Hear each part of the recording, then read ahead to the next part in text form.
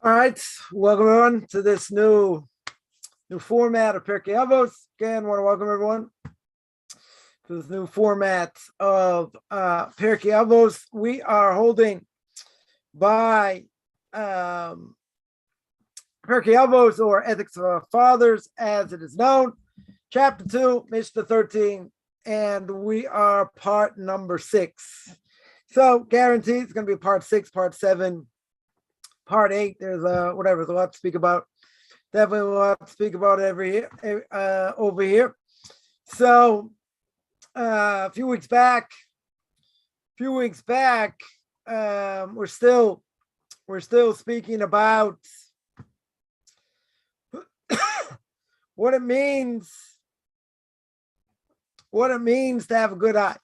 Right? We said before, go out, discern what's the proper way, which a person should cling, which a man should cling, right? Spoke a number of weeks, different things about that. And now we're working our way through what Rebbe Eliezer said. Because Rebbe Eliezer over here said that, what are we looking for? What's the proper way person should go after, a person should cling to? And that is a good eye. Person should have a good eye. So we spoke about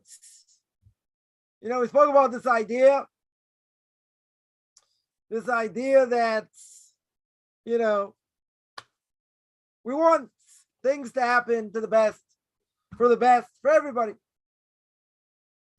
No reason to be jealous. Someone, is successful financially, got great kids, great spouse, this, that. We should be happy for them. No reason why we shouldn't be happy for them. Jealousy, we'll speak about one day. So we always say, probably in the next millennium we'll get there. Jealousy can destroy a person. Totally destroy a person. Take him out of this world, literally. Like what happened to Korach and his followers. Jealousy destroyed them, literally. So there are things take a person out of this world. Jealousy, honor, desire. Right? So whatever, we'll speak about that. But, having a good eye means that whatever happens to someone else, that's good. So we should be thankful. We should be thankful, for them. I want to say what's going on in your own life and this and that. Okay, but, we said before, what does that matter? What does that matter what's going on in your own life? You might be having a difficult time, in a number of things. It happens to be, someone else or other people are successful in exactly that thing. So a person could say, how can I be happy for them? I'm suffering. Right? Whatever, it could be livelihood, it could be any number of things. Any number of things what a person goes through. So if that's true, a person would say, why in the world, should I thank them or be happy for them when I'm suffering the same thing? So it could be a million reasons why we go through things happen, doesn't matter. But what's the point? Point is, something happened to someone else. That's good. We should be happy for them. What does it matter? Right? And again, this is easier said than done. I don't want to say harp on this, right? But easier said than done. And that is that whatever you're going through, whatever difficult, what in the world does that have to do with someone else? It has nothing to do with anyone else. Someone's getting married, right? Someone that you really should go to the wedding, but you're depressed. You're not married. You're not, you don't have a significant other. So you're going to say, it's hard for me.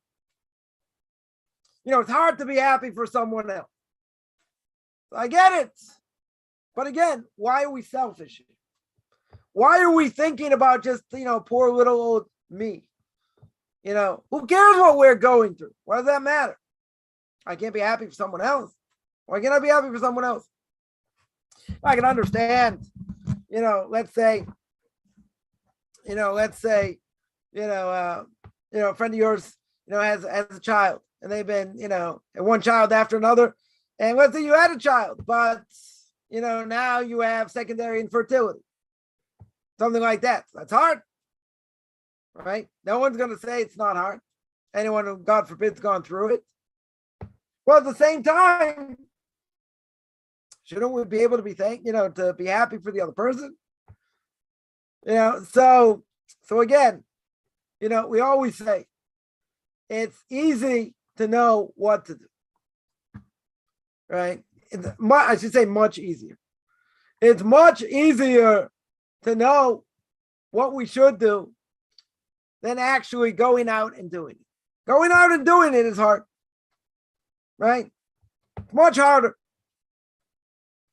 right? So here, we'll continue. Rabbi Eliezer over here says, what's the proper way that a man should cling? A good eye. So it's known, Rav Chaim Oizer Grzinski, a blessed memory, he was the Gadol Hador, the greatest rabbi of the last generation, time of Chofetz Chaim. And Rav Chaim Oizer was known to praise his students in their special qualities. When he would speak to them in learning, or let's say, whenever he's testing them. So what did Rav Chaim Oizer do?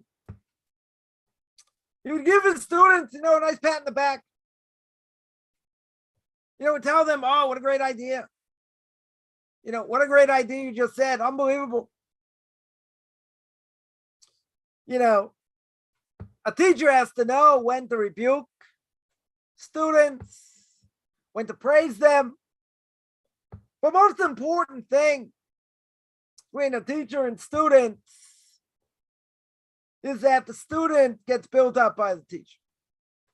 If the teacher knows what he's doing. Right? It's very easy to nitpick and say, hey, why'd you do this? Why'd you do that? Why'd you do the other thing? There are times a person may get strong musar, maybe. But the person has to know how to build it. So, a person can say, well, if you build them up and you praise them, isn't that going to give a person a fat head? Isn't that going to make them conceited? The great rabbi of the last generation once told me, one of the things going on today, students have difficulty, is the fact they don't have self-esteem. Very big lack of self-esteem. Right? They sit and learn. Maybe, they don't see the fruits of their labor. Maybe they feel like they're like a number sitting on a bench, with 100 other people, 150 other people, in the bigger scheme of things. You'll say a lot of people know more than me. And I feel like a number. Why a lot of people, here in Israel learn for, a number of years and go out. And they go out and teach, give over to others. They want to feel they have value. They don't necessarily feel the value when they feel like a number. Now, there's an inherent problem with that. Because way back when, 3 years ago, what do we say? First Mishna tells me, what's the world stand on? Torah, Avodah, Gimel Chesed. The world stands on Torah. Avodah can mean service to God or sacrificial system, or Chesed, or acts of loving kindness. Now we'll go back to Torah. So a person's learning, you're holding up the world. When we learn, we hold up the world. If that's true, just because a person may not have a title, right, may not, quote unquote, have a position in Torah that they're actually making a living from or whatever, they're going to say, what's the value? Okay, I'm learning. I have an obligation to learn. or he's interesting, intellectually stimulating, true. Who doesn't want to be in the limelight? Who doesn't want to be a YouTube rabbi, right? Who don't want to be out there? People say, wow, what an amazing thing you said. What an unbelievable thing over here. Look what you've done, blah, blah. We don't want to hear the praise. But isn't that going to make someone conceited? People are going to talk how great they are? Yeah. Good. Right, but we said before in Pirke Avos. We said before, why does a person think they're so great if they've learned a lot of Torah? Why do they think they're going to be so great? You know why? Why they can't think that? They can't think that for one very simple reason. They can't think it because that's what they're created to do. But we spoke about that. I'm going to person be conceited. So the Mishna Pirke Avos also say, person remember three things you won't come to sin. Where you came from, where you're going, and we have to give testimony in front of. Where I came from, biology 101, 101A, we're going to keep this clean. Right? We know how it works. Where we come from, the Mishnah says a putrid drop. Where's the person going? Everybody knows we're going to die. Every person's going to die. You're going to go in the ground, get eaten by worms. And what's the third thing who we have to give testimony in front of? The King of Kings himself, God himself. So start at the beginning. Start at the beginning. Where's the person come from? Putrid drop. So you're going to say, how could it be? How could it be? You could have someone, trample over someone else, think they're God's gift to the world because they have money, power, fame, anything. They think they're better than you. How is that possible? So what's the easy answer? What's someone going to say? Someone's going to say they don't think in these terms. Might makes right. I have money, you don't. Bala mea, bala dea. Right? In fact, I have 100 people going to listen to me because I have money. And we mentioned this many times. Who cares? You get people, people get interviewed, people talk, and people get listened to because they have money, they have power. Do I really care? Some basketball player, goes out there and says, the world is flat. Flat earth. You gotta really care what this person says. Certainly about Torah. Person never learned in his life, I'm sure. Or you take an actor, Jewish actor, secular, and why would anyone believe in this and that? They ever learned anything? Never. Study philosophy? No. Read the Bible from cover to cover? No. Jewish philosophy, other philosophy? No. But they spew out things coming out of their mouth, makes no sense. I'm going to take what they say seriously. Right? But at the same time, so they have an ego. Right? They're not going to take me seriously because they're not going to listen. They're going to say, oh, come on. You really believe that? What are you, square? You really believe what the Bible says? We just read today. All about creation. Oh, come on, you really believe that? That's square. I'm going to believe in something that's real. It's called evolution. What are you, retarded? Oh, sorry, I can't say that. What are you, mentally challenged? Even though all of academia swears by it, it's never been proven. Nope. Closest thing, last 20 years they found is a missing link. You know what that was? A jawbone set, in a set of teeth. Boy, that sounds like a hydra to a paramecium, to a creepy crawly thing to a bigger thing. Oh, wow, it sounds really close. Find anything. We'll never find anything. Don't worry, we'll find it eventually. So they're going to say, oh, we'll never listen to you. We're never going to listen. Oh, you think that you're going to be, we're going to be Bible thumpers? Never. We're open-minded. Totally open-minded. Right? So what we say, talk to Al and Steve. Right? Stephen Hawking, Albert Einstein, they do come up with a proof. Scientific proof. We're living, everyone agrees, in an expanding universe. So come up with a scientific proof where it came from and why it's still continuing. We don't have one, but we'll find one. Okay, you don't have one, so I have an idea. Go back to Genesis chapter 1. No, never do that. We're not going to use that as an option. Why not? What other option do you have? Evolution, same thing. Haven't proven it. So what other info do you have? You don't. So at least entertain the possibility. Oh, we'll never do that. Never do that. It's okay. They're not so open-minded, are they? Even though they claim we're not. We're not open-minded. We don't claim to be open-minded. They'll say you can prove everything in science. Okay, show me. Show me. You don't have proof? Then you have to at least entertain the possibility. So comes along Rav Chaim Oizer over here. He would praise his students. Aren't we worried about ego? So this great rabbi told me, he said, yeah, even if we're worried about that, that was my question. If you build people up, you tell them how great they are and what potential they have and this and that, aren't they going to get a big ego? So he said, I can work with that also. I can deal with people in that realm also. So the answer was, there's a problem. There's a problem. What's the problem? People do not have self-esteem. So a person has to know how to give them self-esteem. They have to know where they're holding also.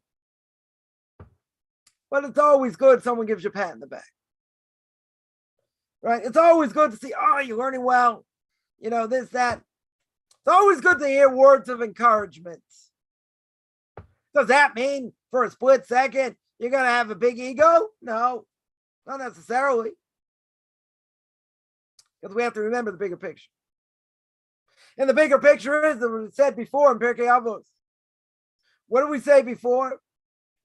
You think you're so great, you learned a lot of Torah. Guess what? That's what you're created to do. You're created to learn. So if you're created and your whole purpose is to learn Torah, to be closer to God, whether it's a Jew or non-Jew, doesn't matter. If that's our goal, that's the purpose. So where's your ego over here? So what if you learned a lot? You really think you learned, you learned as much as King Solomon? You learned as much as the Rambam? You learned as much as other great rabbis, previous generations? Even people your own generation. Right? Like someone told me, 18-year-old kid, 19-year-old kid tells me, Rabbi, I don't need to hear Musar. I'm holding better than 95% of world Jewry. Kind of bold statement. 18 years old, 19 years old. If you were to tell me he's a rabbinic genius, gone through the Talmud a whole bunch of times, okay, can have a discussion. It wasn't this guy. So I said, what if I agree with you, which I don't? Well, let's say God doesn't agree. So now you're saying I'm holding better 95% of world Jewry. What if you have greater potential? And if you have much greater potential, you don't reach it, that's worse, 10 times worse. So anyone today, who can learn and at least, understand something about Torah, isn't it true in general? The vast majority of people don't have a clue on it. Right? See, what does that sound like? What are people going to say? Isn't that elitism? You're saying you're better. You're better than these people that don't know anything. Not a question of being better. What does the Torah tell me? Torah says God chose us and we chose him. Right? We are the chosen people. We have to uphold what we're supposed to do. If we don't, severe punishment, which we've seen over the generations, throughout the millennium. Jews do the right thing, we go up. We do the wrong thing, we go down. All you have to do is read Tanakh. Right? You read the book of Judges. Read Joshua, you see. It's like a sine curve. Jews do the right thing, we go up. Jews do the wrong thing, we go down. It's like a sine curve, up and down. Someone will say, well, a lot of times mostly down. So many pogroms, all these, okay. Very true. But at the same time, I have to realize, there are repercussions for our actions. But a person can never rely on what they did yesterday or the day before There's a lot of room to grow. A lot of room to grow. We shouldn't be the same people we were 2 months ago, 3 months ago, 5 months ago. Problem is we get in a rut. That's the problem. We get in a rut. We just do things by rote. We're all excited. The holidays came. We ate, we sang, we danced. We ate more and more and more. Okay, now it's every day. This Shabbos, is Parshas Bereishis. No holidays. No nothing. It's regular Shabbos. So now I got to take what I learned, or what I tried to gain during this month of Elul, Rosh Hashanah, Yom Kippur, 10 days of repentance, Sukkot, and I'll put it into the year. And I'll put all that into the year. But I can never for 1 second, it's kind of depressing. You can never for 1 second rely on what happened yesterday or the day before. It's either I'm going up or I'm going down. And if someone tells you, we mentioned this 100 times, 1,000 times, right? If someone says, yeah, I'm happy where I am, gets under my skin, someone says that. And I know someone who says that. They say, yeah, I'm good. What do you mean you're good? You're happy saying I'm happy being wherever I am. Who says that? Who says we're allowed to be happy where we are? There's always room to grow. Person should say, oh, I got so much to learn. I got so much to do. A lot of work to do. But a person can say, I'm good. We're never good. We never know how much more we could accomplish. We're not resting on our laurels. That's all what we're here for. We're here to strive. We're here to toil. As the Ramchal says, and path of the just. That's what I'm here for. That's what I'm doing here. Is it going to be easy? No. Well, that's not even the point. Point is, I can't rest on my laurels. And even if we know more than other people, because other people have never been educated. And essentially, they're fools. Like good Uncle Aesop willing to give up their portion of the world to come based on a bowl of lentils. Based on whatever that desire is. And like someone once said to me, when I die, I'm going 6 feet under. I said, yeah, what about judgment? I'm not worried about that. Come on, judgment, God, I'm not worried about that. Really? They've done the research. You've studied, good part of philosophy, Jewish philosophy, secular philosophy. You've read the Bible. You've done these other things. You've done your homework. No. But, I said, I don't have to do my homework. That's what I believe. Okay, very good. So here's $100,000 I don't have. Right? I'll give you $100,000. Show me. Are you willing to bet your life on it? Are you willing to take that chance? That little chance that I might be right. Give an example.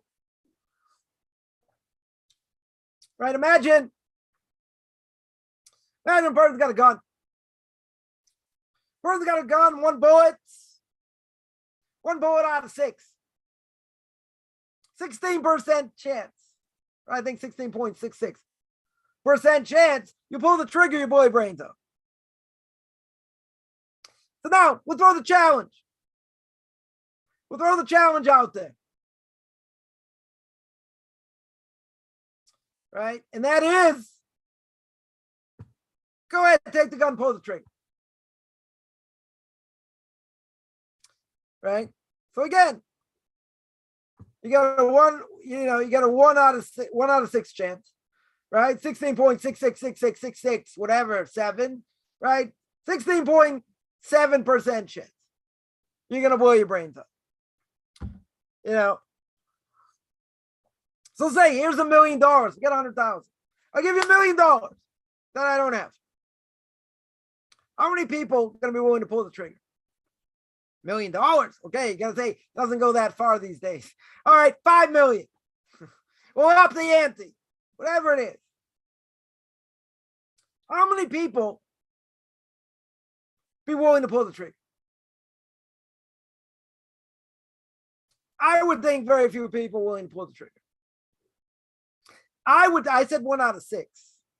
What if it's 1 out of 10? What if it's a 10% chance? 10% chance. I'll say even better. What if it's 1 in 1,000?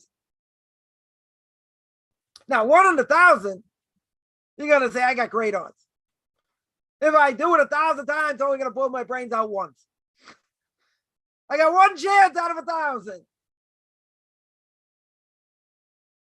Now, someone might tell me if the odds are that small, then it's going to happen. I'll take the chance. Maybe there'll be people out there that would. But what if it's your luck? Your bad luck. You pull the trigger and you blow your brains out. You can say, oops, my bad. You're not going to be able to say it. You'll be dead. Brains all over the floor. We'll keep this clean. So someone will say, yeah, I bet a lot of people would take that chance 1 in 1,000.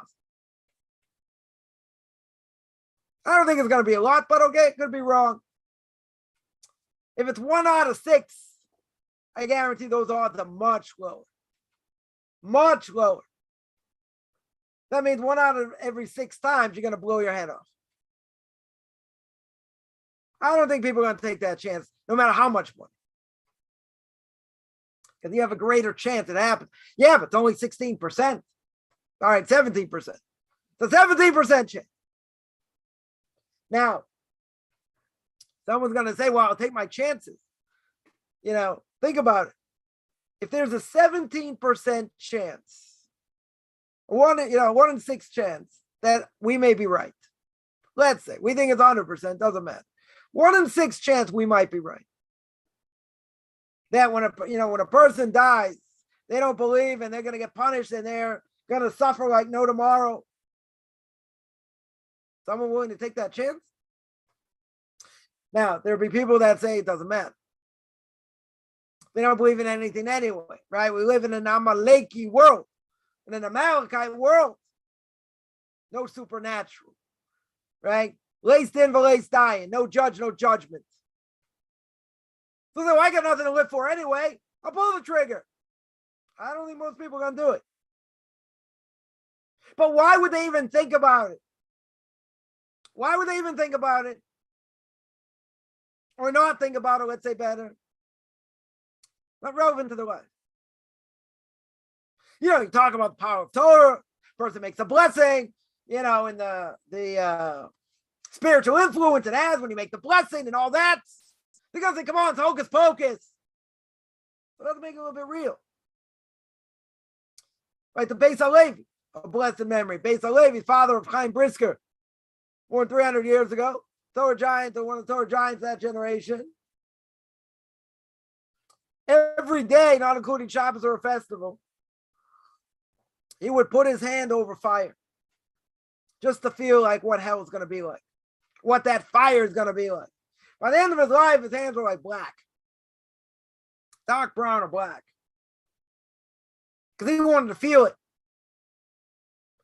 The other people are going to look at that, secular people say, come on, you believe in that, this, that, then you nail it. Then you say, listen, there's proof. There's proof. You want to see it? No. People tell me that. I'm not interested. But what if it can be proven? What's the problem? They don't want to hear the truth. They don't want to hear it now for 60 years, 70 years. Their lives been nothing. Wasted. Too busy, in the politics, sports, entertainment, whatever. Too busy. Doesn't fit my world outlook. That's not the question. The question is that a reality or not? They'll say, for me, it's not a reality. So what do you nail them with? Which might not go anywhere anyway. Say, listen, there's proof. There are people who've been in that world. People have been clinically dead, Jews and non-Jews. Come back to this world and they've told their story, what they saw. existence of the soul. And Jews and non-Jews say the same thing. They saw their body lying there, soul hovered over the body, drawn to the great lights. They all say the same thing, exactly what the Zohar says. It's going to happen after death. Now, all the people that say this, they all Jewish? No. But you take 100 of them, 200 of them who've spoken about it, and they all say the same thing. It's not a coincidence. Because they're all being paid. We can make up all kinds of excuses. But bottom line is, they'll say, I'll take fantasy. I'll live with fantasy. Now, what's the $1.5 million, $2 million question we'll have to answer? How can someone be willing to play with that? You're playing with eternity. If there's a 1% chance, forget 16.66667. If there's a 1% chance it may be true, you're going to take a chance? You're willing to forfeit something forever and suffer forever? Or whatever it's going to be? Because it's not on their psyche, it's not on their radar. But someone who says that, they sound like a fool. Because what do they say? What do they say? So now I'm not worried about that. I'm not worried about the next world. Not worried about this, that. Yeah, that's nothing. I don't believe in that. That's all fairy tales. Oh, very good. So I would assume, as we said before, you've come to this conclusion based on a lot of research.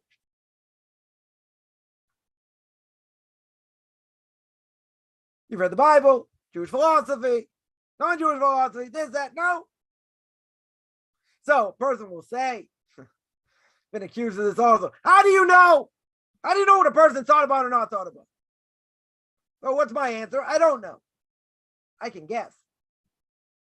And my guess is, since 99.9% of the people out there are not intellectually honest, because I've only met one in the last 30 years, and this intellectually honest person tells me, if I look into Torah, this person was intermarried, right? A Jew married to a non-Jew. He says, if I look into it and I find out it's true, I'm going to have to change my life. I'm not willing to do that, so I'm not going to look into it. Person like that, 100% intellectually honest. Right? Intellectually honest. Everybody else, fantasy. I haven't met anyone who's intellectually honest, except this person. So this person says, I'm not going to look into it. Okay? Other people are going to say, I don't believe it, and it's this and it's that. Show me. Look into it. Do research. Get back to me. Now, people can throw out all kinds of bluffs. People can say that, well, if you really want to believe in this, and all that, God is really all good, right? Don't we believe God is good? That's why people suffer. Why my grandparents have to suffer like this? Why did so-and-so have to suffer like that? Good question. I mean, question is if they want an answer or not. But it's a legitimate question. But they're throwing that out as a block. Why do I say it's a block? Because they're not really interested in the answer. They just, throw that out to make you fidget. Say, what about this? What about that? Well, you have trouble sleeping at night because of it? Probably ain't thought about it, ever. The question is, okay, you're going to say the onus of proof's on us. You're going to say, I don't believe it. Okay, you want proof? We have concrete proof. And what will people say? I don't care. I've heard someone say this. Doesn't matter. They're not even going to look into it, but they don't believe it. Okay? And people have all kinds of opinions about all kinds of things. They know absolutely nothing about the topic. Right? What's that? Let's take it a step further. what's someone going to say? They're going to give an opinion about quote unquote Palestinian issue. We don't talk politics. I'm just going to mention one thing. There are a number of lies that have been spread thousands of years, right? Or some less, but whatever, for a long time. Some of the biggest lies ever. One, Christianity. Second, evolution. Now, evolution, okay, not thousands of years old. What's the third? Where do I put up number 3? I'm not saying this is necessarily the order. The idea that such a thing as a Palestinian people. They get all this left to saying it's apartheid and it's this and it's that and it's all the other things that Israel's done. But if you look at history, if you're going to be intellectually honest, which none of these people are, do research. So it must be when the Ottomans were here, when the British were here, there must have been a separate entity. Wasn't there a separate entity, of Arabs? And they were yelling and screaming, taking away our land, it belongs to us, all this. There's no entity. There were people of Lebanese descent, people of Jordanian descent, from Iraq, from other places. People who were marauders trying to, take over parts, different things, whatever, that you shouldn't be here. But when these big entities came, where was the outcry? Where was the quote unquote front page of New York Times? Where's the genocide? Where's the genocide for these poor people? These poor helpless individuals? Oh, very good question. Didn't make it into the papers, did it? Didn't make it anywhere because they didn't exist. Bringing in proof. Samuel Langhorne Clemens. Anyone know who that was? Mark Twain. Came here in the late 1800s. And Mark Twain said is exactly what the Bible said. Place of Israel was flattened like a pancake. He's like, there's nobody living here. That was in the late 1800s. So where's the Palestinian people? What's their claim? Rubbish, the English would say. And that lie has been perpetuated and perpetuated all throughout the media. And you can't even explain the other position because they won't even let you speak. That's how open-minded they are. I just saw a certain university, their, what do you call it? Their law school won't even let some, pro-Israel person speak. Not that, they invited someone, they boycott. No. They have groups, will not let them speak, period. What happened to democracy? Someone told me recently, people don't speak to each other, they speak at each other. So what happened to an exchange of ideas? Doesn't exist. It's my way, the highway. Okay, but I have proof against your way. So, people want to listen? I don't think so. So where's the open-minded who's talking about, law school? I mean, you're not talking foolish people here. You're talking about, someone had to have a certain GPA, grade point average. And the LSAT, get into law school, you can't be a dummy. Can't be a dummy to get in. So now, if that's true, and law is all about discussing and bringing proofs and different things. No, that's not what it means. It means like this, like another proof, whatever. So you're dissecting it. Does this come under this category? It doesn't. Should it? This, that, okay. But you're not even going to let this get off the ground. Here you're dissecting text, what it means, what the ramifications are, what's precedent, does it apply, doesn't. But this you won't even let someone speak. You won't even let someone speak. In a lot of universities today, that's the case.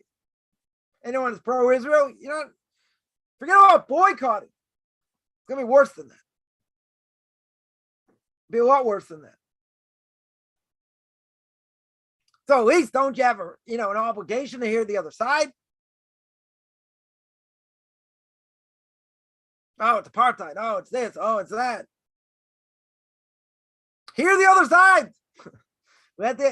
People want to hear the other side. Let them hear the other side. They're going to say, oh, they're fascists. They're this. They're going to kill people. I mean, all kinds of things. So if university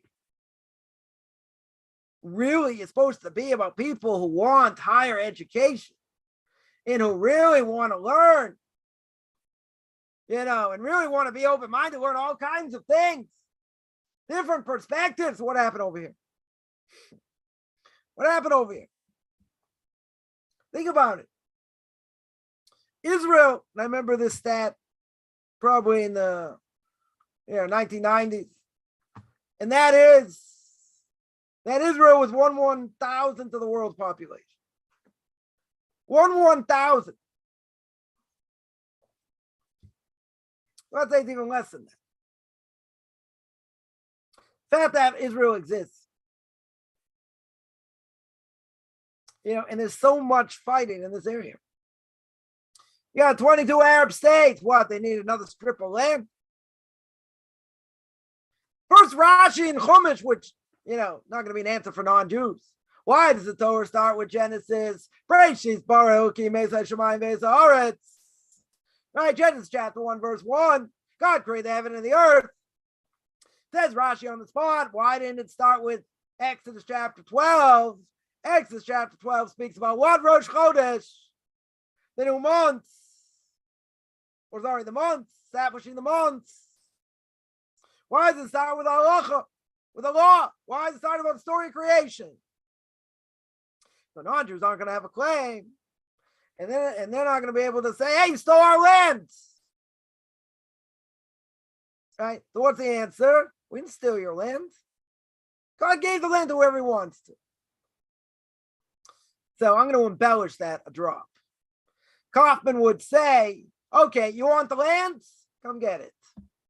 You can take us out, or, God forbid, put in a leftist government, throw us out, give all the land back. Okay? If that's what God wants, God forbid. Right? If that would be the case, we won't be here. But you say, but you stole our land. First of all, it's not true. Right? There's no such thing as a Palestinian people, but the Torah already says. You can say, oh, Torah law, it's Rashi, it's it. Say what you want. That's going to be a problem with the non-Jews. This is an answer for non-Jews. But the non-Jews say, hey, you stole our land. And what are we going to answer? We're going to answer, forget about what the rest of the Torah says. Many times God's going to give you this land, blah, blah, blah. Why Genesis? To show God can do whatever he wants. God give the land to who he wants. He wants the Jews to have it, they'll have it. We don't do what we're supposed to do, we get thrown out. Exactly as the prophecies say.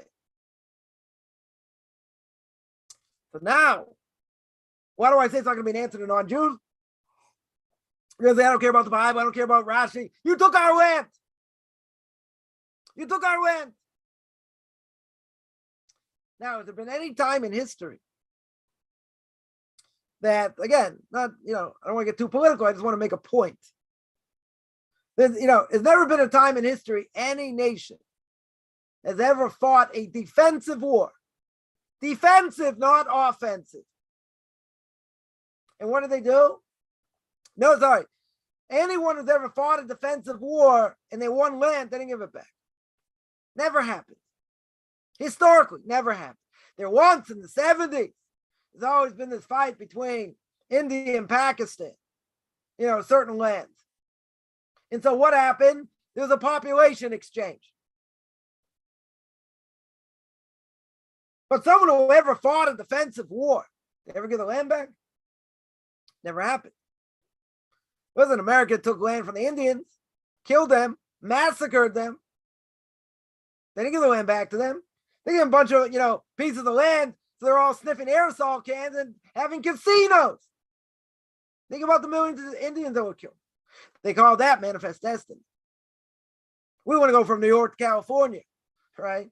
So they told people to go settle the land and say, hey, we're being attacked by Indians. Okay, we'll bring in the cavalry. So they warned the Indians. Say, listen, you want to be, you want to make peace? Want to be like us? Very good. If not, you got bows and arrows. We got guns. And probably 100 times out of 100, a gun is going to work better than a bow and arrow. So what happened to them? They got massacred.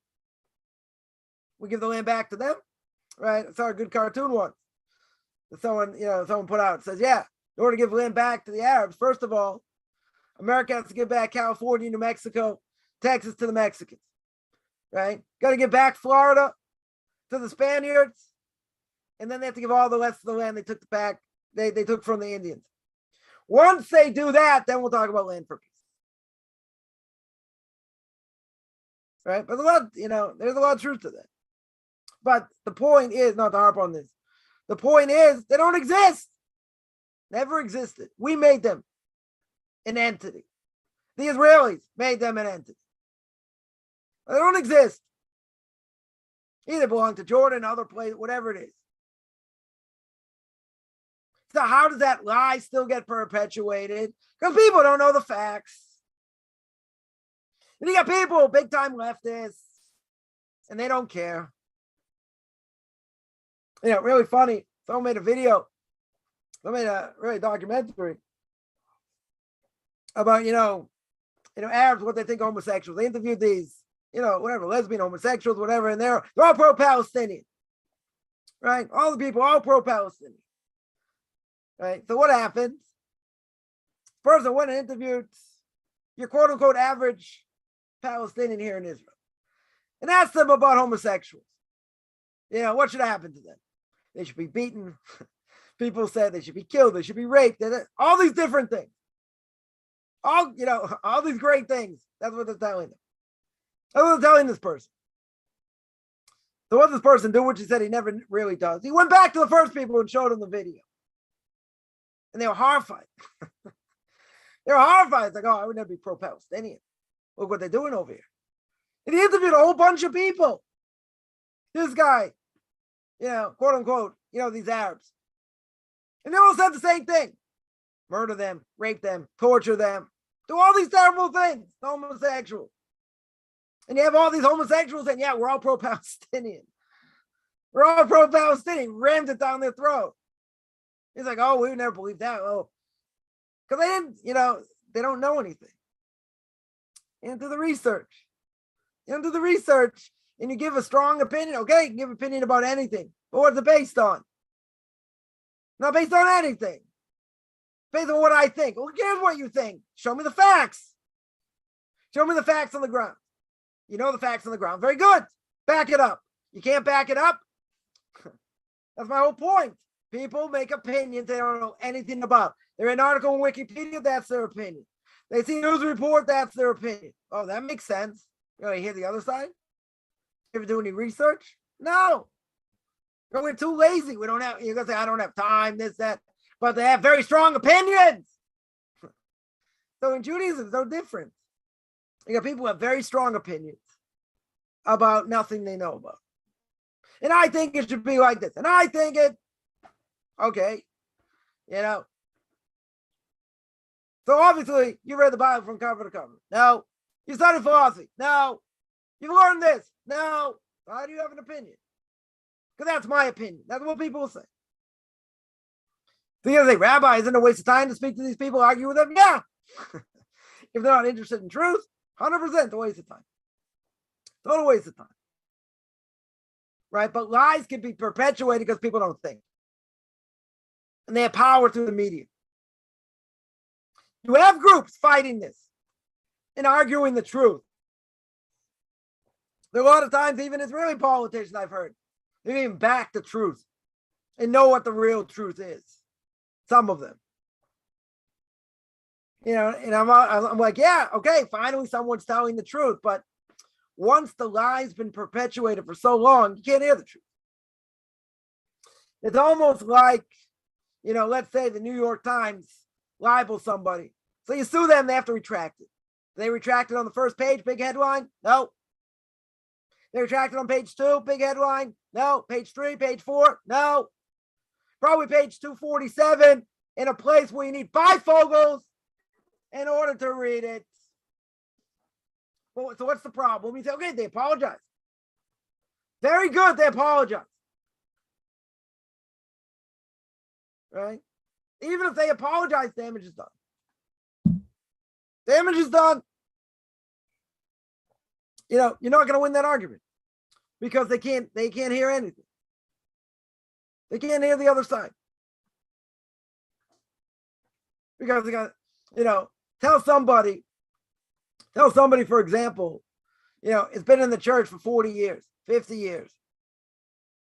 Say, listen, I got information, really, Christianity is not true. Christianity is false. But I have a lot of proof why that is. Someone told me this. They had a parent that said to them, what, I've been part of this for so long, you think I've been lied to? Think the church has lied to me? 100%. That's the case. Person couldn't hear it. To this day, they can't hear it. That means everything they believed up until this point, they've totally wasted their time in their life. That's going to be a hard thing. Tell someone, by the way, the last 50 years, you're a total waste of life. You could have been doing this, doing that. You didn't. Okay, it's always repentance. You always start from somewhere. But what happens? Person realizes everything they've done up until this point, waste. Total waste. It takes a big person to see that. To be able to actually see the truth and want to change. It takes a big person. Why?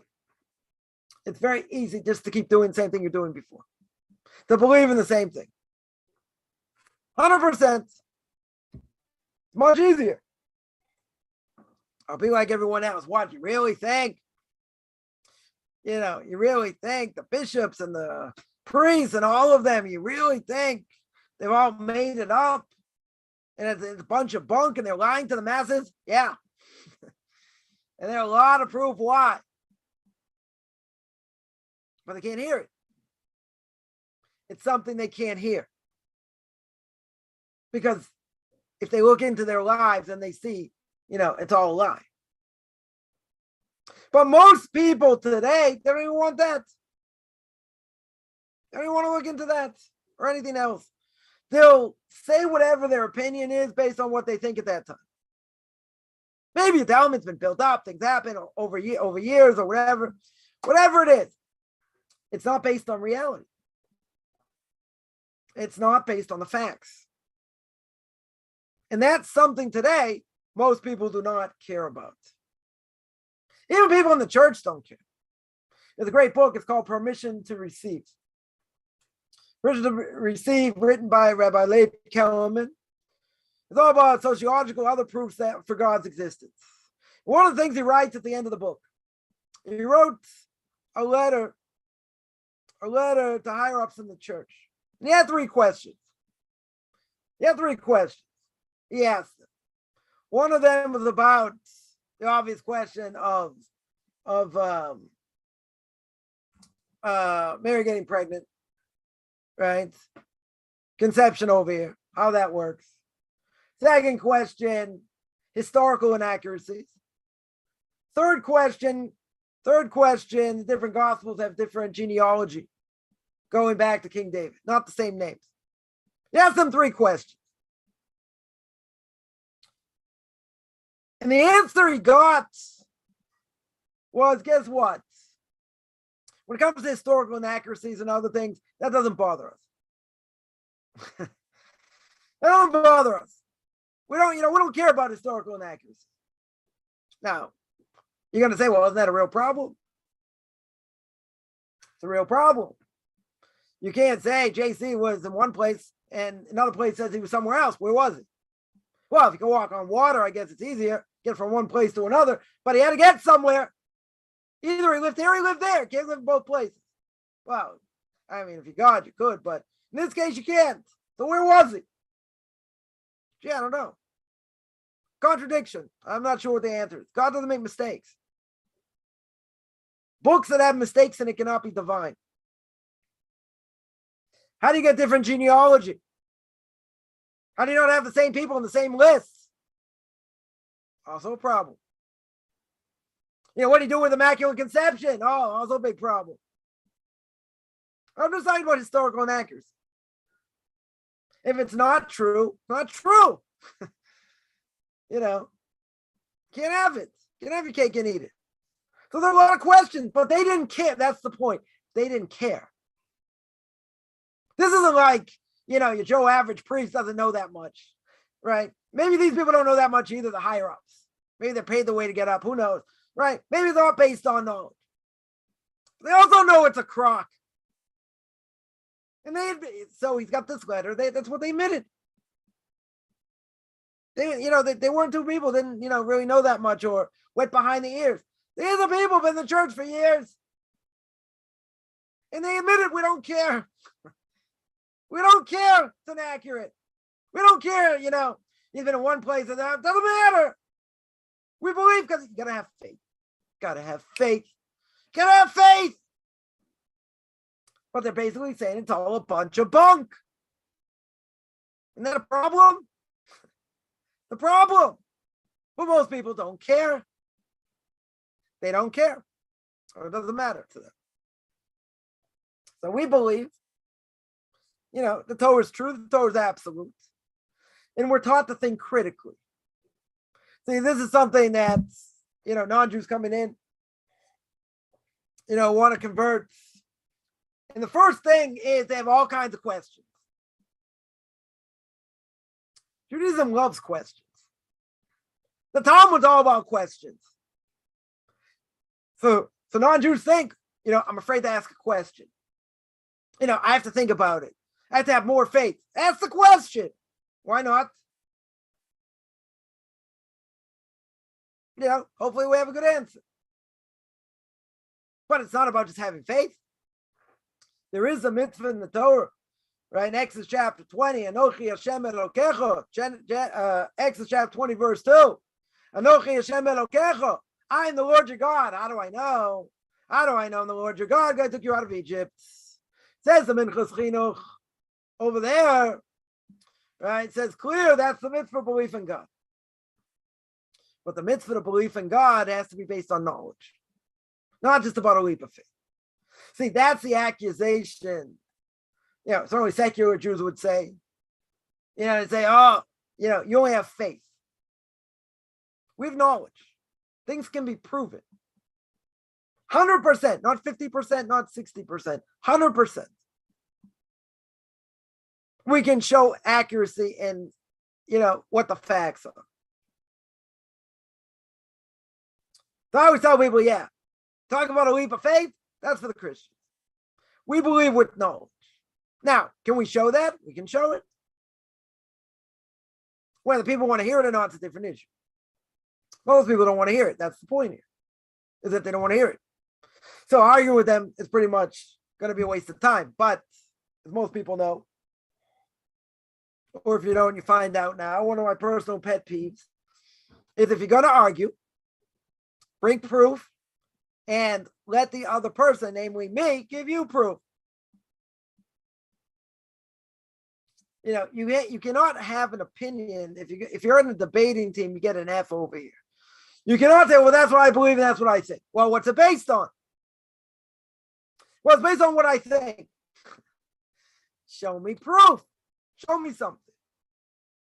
Those people don't want that. They want fantasy. They want to live fantasy. They want to do whatever they want to do. Right? So we have to be critical. One of my rabbis once told me, you look on the page, Rashi says this, or Tosfos, one of the commentaries on the other side, says, I got a question because the Gemara somewhere else says like this. One of my rabbis said, don't believe Tosfos. Go look it up. See if the Balei Tosfos explain what the Gemara says. Or they're going through their own explanation. Because you could look it up and they say, okay, this is a question. You look at the text and you say, why is that a question? They're analyzing it in a certain way. And they're saying, this is a question. But then you look at it and you say, who says the question?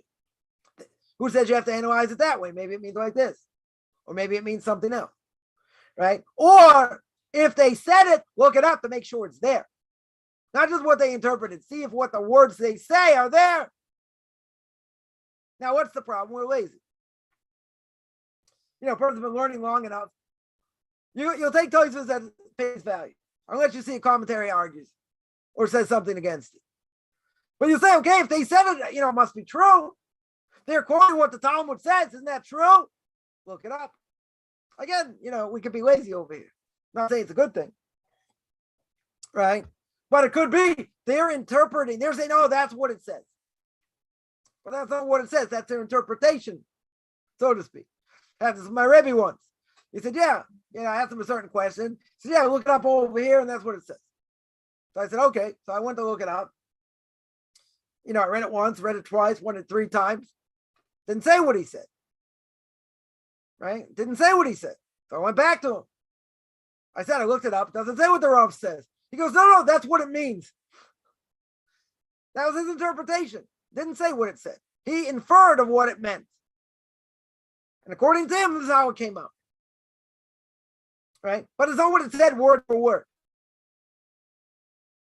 Right? So you got to look things up. Right? I heard a rabbi say, whatever, a few weeks ago, more, made a video and say, get a rabbi on YouTube, whoever that may be. Wasn't necessarily talking about me. Right? He doesn't know who I am, I don't think. Any case, he says anyone who's worth their weight in anything, he's talking about who you should listen to. If they have proof and they have proof in scripture and Talmud or whatever, okay. If they're talking out of their elbow, different issue. They got to bring proof. You can't just talk in generalities. Got to have proof. And if you don't have proof, right, what's the obvious question? You're going to say that's what I believe. Okay. I also believe a lot of things. Question is, what's it based on? If it's not based on anything, just based on what I feel. Okay. What does the Torah tell me? What do the commentaries tell me? Then you can have a discussion. But if it's not based on anything, and people have these very strong opinions, it's annoying. If it's not based on anything, I'm not going to take what you say seriously.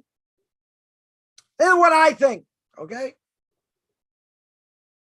Did you learn this? No. Did you learn that? No. Comes back to the same thing. Same exact thing. Right? So, a lot of times I would say, to answer such things, I wouldn't even waste that much time. Because you're not going to get anywhere. But someone's going to say, come on, I hear it a lot. I'm around certain people, I hear it a lot. You're right, it's hard to take. Could it be there are times you have to say something? Could be. Could very well be. You have to know when and where. And a lot of times the people are talking to a brick. They're not going to listen anyway, but just because they're not going to listen doesn't necessarily mean I don't have to answer. You might have to answer. And, even if they say terrible things about, against the Torah and this and that. So what? You're going to say, but aren't I putting a stumbling block in front of them? No. Because you have to stick up for Torah. And if they're going to say something, okay, it's their problem. Do I have to ram it down their throats? No, I don't think I have to do that. Depends how far it goes. All right, I can always speak in generalities. But yeah, there are times 100% people have to be rebuked. Doesn't matter if they're going to listen or not. The people make that mistake, say, oh, they're not going to listen anyway. Okay, maybe they won't. So what? And now if I tell them, they're going to be more liable. Okay, that's not my problem. Sometimes they have to be, they have to be answered. In a nice way. I'm not saying just put them in their place. In a nice way. You tell them no, that's not what it means. It means like this. But they're going to say terrible things. They're going to blaspheme all kinds.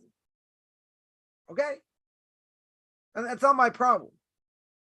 Oh, you think this? Again, The argument's probably going to go nowhere. It's only going to get people upset. There's no point, but sometimes you have to say something. Even if it's unpopular. Yours truly's done a number of times. Very unpopular. Okay. Someone says something, you might have to answer. And if they don't like the answer, right? Or my Rebbe say, come on, go eat kugel. You don't like it. Okay, you don't like it. But, it's just so ludicrous. I don't recommend saying this because it's just going to make fun of them. Right? You're going to say, come on, you've never studied, you've never learned, you've never looked at anything. Why, you're basing an opinion based on nothing, talking out of your elbow. Why, I'm not saying I have all the answers, but I know this and I know that and I know the other thing. Or I can put you in contact with someone who does. Right? So, they still may say it doesn't matter and they'll say what they say. So, it's like probably a waste of time. Probably a waste of time. But, even I've heard people ask, yeah, but they're going to yell and this and that. Is that desecration of God's name? No. Totally not. Why not? Because you're telling them what God says, what the Torah says. They don't like it. Too bad. It says they have to like it. The truth is what it is. They don't like it. They can go eat kugel. You can say that my name. My rabbi said, go eat kugel. Okay? I got big shoulders. It's fine. They're not looking for truth. They're just looking to make fun and say, oh, what a waste of time. What a waste of life. Why don't you do something real with your life? Well, what else? What should I be doing? Watching football? Baseball playoffs. What should I be doing? Oh, basketball started. Why not? Watching movies. Oh, what's real in this world? You know what's real in this world? What we just read today. Breshis bara Elokim es hashamayim ve'es haaretz. God created the world. Created the heaven and the earth. We got obligations to serve him. That's the most important thing in the world. How you serve him, what you have to do. Okay, it's a lot of detail. Tremendous amount of detail. But, you'd rather, spend an hour and a half, 2 hours, watching a fun movie? Okay. Is that your purpose? No. There is no other purpose than drawing close to God. That's the purpose of life. That's what God wants. How are we going to do that? The Torah mitzvahs. That's the only way. And there'll be plenty of people out there. Life is hard enough. I want to enjoy life. I want to have fun. Don't tell me anything. Okay. People like that, the way, again, it's a waste of time. So I've made it a priority or tried to make it a priority. When around certain people, I don't open my mouth unless I absolutely have to. And there are times I had to. Conversation going a certain way, I nipped it in the bud. That was it. Stopped it. And 99% of the time, they don't open my mouth. That's very hard thing for me. Most people probably aware. Very hard to sit there and watch and say nothing. But I don't have an obligation to say anything. I don't have an obligation, people aren't asking questions, they're making statements. I don't have to answer statements. If it's something that's below the belt and the topic's going to go X, Y, and Z, okay, then I have to stop it. Then I have an obligation to stop it. If there's bad language, speaking about things that shouldn't be spoken about, whatever the case is. So sometimes you have to do that. Or you have to walk away or whatever the case is. It's not a free pass over here. And at the end of the day, right, I've gotten this question a lot. People will say, yeah, but this person said this and that. Isn't that a desecration of God's name? Not on your part. Forget the technical definition. You said what the Torah says. They said other things. That's not desecration of God's name. They're going to get dealt with. You have no doubts. There are no doubts people get dealt with. But I don't have to worry when I said, oh, it's going to be desecration of God's name. People are going to say this and they're going to hate Torah more. Okay, they're going to hate Torah anyway. They're going to hate Torah anyway. You're going to say, but if I answer, they'll hate it more. That's not your problem. You tell them what the Torah says, they don't like it. Okay? Oh, that's backwards. That's this. How could a person ever think? It doesn't matter what they say. It's irrelevant what they say. That's not a desecration of God's name. On their end, they're going to pay a serious price, for sure. But I don't have to worry if I answer them. They're going to hate Torah more. right? I have to be careful what I say. True. There is a case where, let's say you have a non-religious Jew come, I don't know, do something in your house, fix something in your house. And you say, can I have a glass of water? Now, why shouldn't you give them a glass of water? Because they're not going to make a blessing. If you would ask them, will you make a blessing? Some people, won't have a problem doing it. Other people, may say, what are you, crazy? Why should I make a blessing? This and that, just give me a cup of water, right? So the question is, am I allowed to hand them the cup of water? If I hand them the cup of water, that'd be a total prohibition of putting a stumbling block in front of them. Oh, why? Because they're not going to make a blessing. In this case, they're not going to make a blessing, right? So in such a case, what do? You put it in front of them, they take it themselves. So if they take it themselves, I didn't do anything wrong. Or Shlomo Zalman Auerbach of blessed memory, when the Torah giants of the last generation, he allowed, if you have no choice, there's no other way around it, you can pass it to them directly. Why? Because you don't pass it to them, they're going to hate Torah more. Right? It's not derech eretz. It's not, it's not a good thing. Not a good thing over here. You're going to say, okay, get it yourself. And they have to stand up across the table and try and get it. No, you should pass it to them. You should pass it to them. Because they're like, why aren't you passing it to me? Because you're a heretic.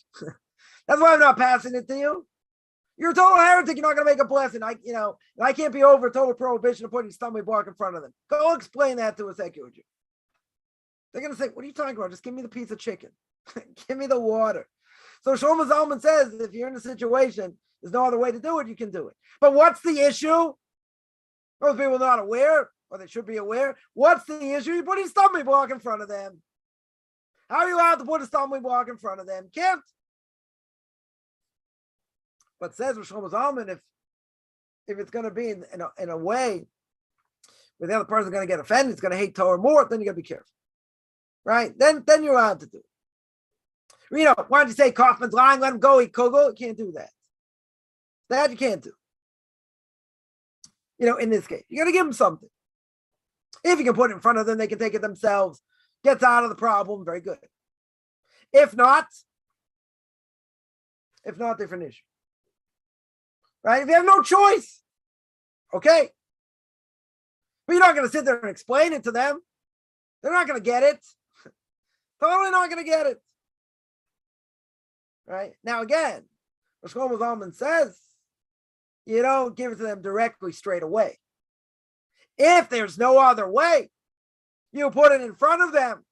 There's no other way to put it in front of them, they take it themselves. Okay. Then you're allowed to give it to them direct. But if not, put it in front of them.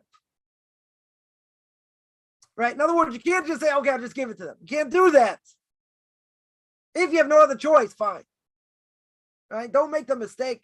If you say, I can just do it like that. No, you don't have a choice. Don't if you don't have a choice. So, if you can do it the other way, better. Much better. I've been in situations I didn't have a choice, but many times worked out the other way. Someone wanted food, I put it down in front of them. They took it themselves. They didn't see any difference. They weren't offended by it. And if I would have heard someone would have said, why can't you just pass it to me? Then next time around, I'm not going to bother. Right? I'm not going to put it in front of them. I'll just give it to them. Right? But if they don't know the difference, so very good. It doesn't bother them, fine. It shouldn't bother people. I don't see why it should. Put it in front of them, they can take it themselves. Right? But we got to be careful. But in general, my point is, something like this, you got to be careful. You definitely have to be careful. Other things, each thing has to be diagnosed or understood, in its own. Speaking in generalities here. But the point is, I don't have to worry if someone's going to go off and say all kinds of things, and they say terrible things against God and maybe speak Lashon Hara and other things. That's their choice. What are you going to say? But you said it led up to that. In that desecration of God's name? No. Everyone's got free choice over here. And I've had people say all kinds of things. All kinds of things that were negative. totally negative. Totally negative, about certain things. Okay, what are you going to do? Right? What are you going to do? Use the argument. You're going to lose that argument. And then people say this, that, and the other thing. Okay, so what? If I would worry, every time I open my mouth and someone's going to say, oh, this word comes in off. I should have mentioned this. Person says, oh, I can't believe you said that. That's offensive. Yeah, the Torah says you can't eat pig. You just offended me. I have to worry. Why do I have to worry about that? I just said what the Torah says. Okay, the Torah's anti-pig. Could be. Torah very, very well may be, anti-homosexual. Spoke about homosexuals before. That's, being homophobic, and that's this and that's that, and okay. People can say whatever they want. The Torah doesn't lie. That's what the Torah says. You don't like it? Okay. I'm not saying that something that the Torah doesn't say. You don't like it, go eat kugel. That's what the Torah says. But then they could say all kinds of things after. That's let them say what they want. That's not my problem. I'm saying what the Torah says. They don't like it. They think it's backwards. They think I'm, ruining my kid's life and all this, and we're going back to the medieval times and blah blah blah. Okay, let them think what they want. Let them think what they want. What do I care? They have a 25 IQ when it comes to Torah knowledge. They're mentally challenged when it comes to Torah. Probably other things also, right? But they're mentally challenged when it comes to Torah. So I should not even care one iota what they think. But then someone says, come on, it's painful what they say. It's okay, it can be painful. A few weeks ago, someone said something like, hit me right in the heart. You know what? Moved on. Could have answered it on the spot. I said, it's not worth it. But, you're going to say, why did it affect you so much? It shouldn't have. I'll say it like this, it stung. I wouldn't say it was like a dagger in the heart. It stung. They going to apologize for saying it? No. But it's something that just, you can't say anything about. You're in a no-win situation. No matter what you say, it's going to be bad. Right? They're not going to get it. You're going to get angry. It's not worth it. So don't you listen to your own advice? I wish I did a lot of times.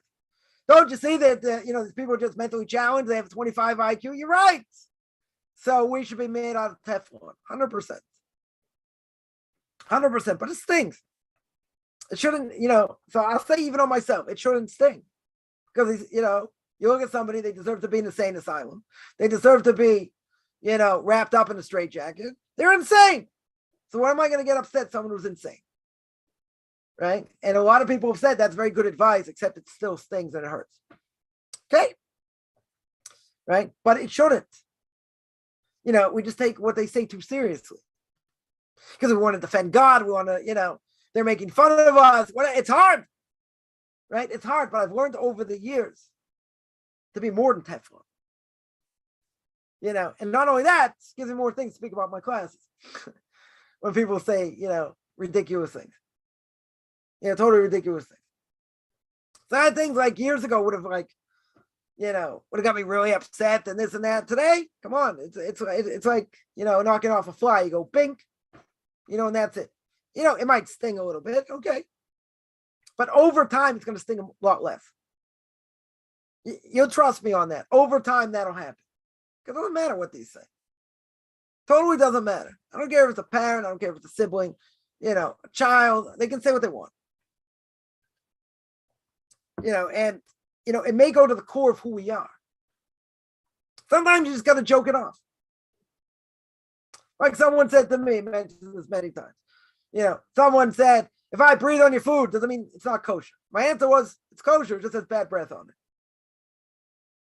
But you want to take a person like that and take your Louisville slug and hit him upside the head, because that's obnoxious. Why are they saying that? So I didn't mean anything by it, I'm just making fun. Of course you're making fun. You're making fun of the fact that I keep kosher. Right? Keeping kosher is something important. Oh, you don't think it's important? Okay. You don't think it's important. You think there's still a problem with trichinosis, someone told me as I was eating a bagel. Why do you have to keep kosher anyways? No problem with trichinosis. I said, you're eating a bagel. What does it do with trichinosis? Oh, whatever, pass the salt. That was the end of the conversation. That was it. I didn't flip out, could have. I'm like, what are you talking about? What do you know about kashrus? What do you know about anything? That conversation goes nowhere. Speaking like that goes nowhere. It's aggravated. You're agitated. But you say, but it's so aggravating. I agree. I can write a whole book, 3 books, 10 books. Stupid things people have said, obnoxious things people have said. What's, doesn't even resonate anymore for the most part. Yes, he told me, okay, 2 weeks ago something stung me. Okay. Moved on. That's it. Didn't speak about it. Moved on. Didn't answer it. That's it. So yeah. If I listen to half the things I'd say, I'd look different. It's true. Not easy to change, but you have to change your mentality. 100%, you have to change your mentality. As we mentioned many times, family can be an albatross. Blood is thicker than water. Rubbish. I don't care if blood's thicker than water. Family's family, yeah? And what happens when family lets you down? What happens when you're on your knees and everyone's like, wow, that must have hurt. And you get kicked upside the head. Then what's family worth? I'm talking about people who could have helped, done something. Not just, what can I do? No empathy, no nothing. And then they kick you in the face also. It's kind of hard to take. But you know what? Time heals everything in general. So therefore, you look at it and say, wow, these people are totally insensitive. They hit you when you're really down, right? You're not going to have anything to do with them very much. Okay. So now when they say something, you know where they're coming from and you know the bigger picture. Does it matter what they say? So when you're on the top of the world, everything's good. You're not going to care one iota what they say. When you're struggling and things are hard, different issue. Different issue. Right? It's unfortunate because we should be strong no matter what it is. Right? Right? It shouldn't matter. Right? But the thing is that people say if everything was good, right, and you're on top of the world, right? Everything's good, you're on top of the world. Someone says something, you're not even a split second. Not even a split second. You're worrying about it, you're thinking about it, that's it. When other things are going on and you're suffering and going through difficulty, someone says something, it's harder. It's harder. Right? I don't think there's any question. So a person does not have to worry if they answer someone that's going to be a desecration of God's name. That they're not allowed to. Because then a person will be afraid to say anything. They may say something, blaspheme against God. That's not my problem. I don't have to feel bad about that. Because I get people say, well, how can I say this or how can I say that? They think this, they think it doesn't matter. And a person will say, forget desecration of God's name. Why aren't you putting the stumbling block in front of somebody? And not putting the stumbling block in front of someone? No. They have free choice. Whenever you say, then I have to be careful. Anything I say, that might be the case. Right? Putting the stumbling block in front of someone, is like someone who, which you're not allowed to do, but let's say a Jew made a Nazirite vow. What's a Nazirite vow? Can't drink wine, grape juice, can't eat grapes. I'm sure this will bother most people. Can't go into a graveyard, right? Can't make yourself impure going into a graveyard. Okay, go into a cemetery. So what do? Someone made a Nazirite vow. They're by you. You put a bottle of wine right in front of them, or grape juice or grapes. That was putting a stumbling block in front of someone. Now, if, let's say, instead of getting from you, they could get from someone else, that's not your problem. And the fact that you're doing it right in front of them, that's a stumbling block. But if I answer someone's question, they say this, that, and the other thing, that's not a stumbling block. That's their own problem. of what they're answering. But you answered and you said this, so you caused them to say, I didn't cause them to do anything. I gave an answer. I told them the Torah says intermarriage is forbidden. I told them you're not allowed to eat pork. And then they went off and said this, that, and the other. I told them a straight fact, what the Torah says. They didn't like it. Okay. But then whatever they say, that's my responsibility. Why is that my responsibility? That's a desecration of God's name, not even according to the strict letter of the law. No. They answer whatever they answer. I don't have to worry about that. I don't have to worry. Right? People should have a clear conscience. This is what I want to get out.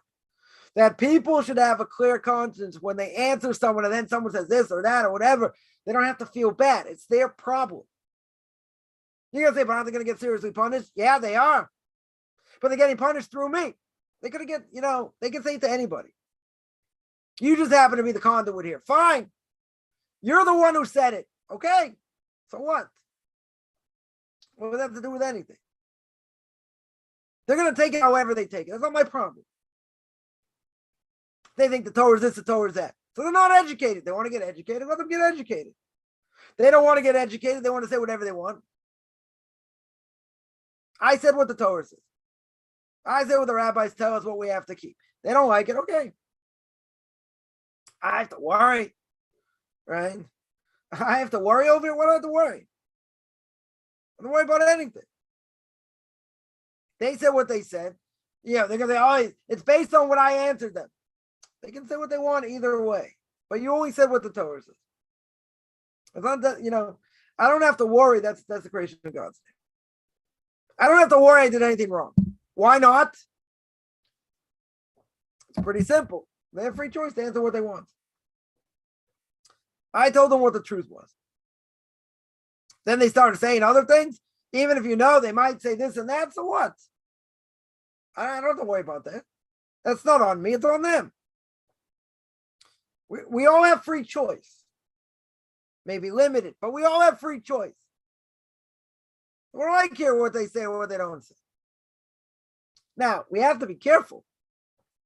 I would say we have to be careful, in the sense how we speak to people. Because we don't want to just fly off the handle and people say, oh, see, you're calling me names. You're saying other thing. I didn't say that. No, they got under your skin, right? They made fun. I can tell you. I might have answered back. Imagine the merit. Someone embarrasses you in public. You go over to other people and give blessings if you don't say anything. You have the power to give blessings in such a case, right? There's such an idea. Right? If a person got embarrassed in public, you can ask them for a blessing if they didn't say anything back. So I can't say I did that so many times, right? Because I just get annoyed when, the hardest thing is that, you want to show people light, you want to give over information, they don't want to hear it, whatever, and it's hard. You have to show them respect and they don't have to show you respect. It's a very hard thing. It's a good work on our character traits.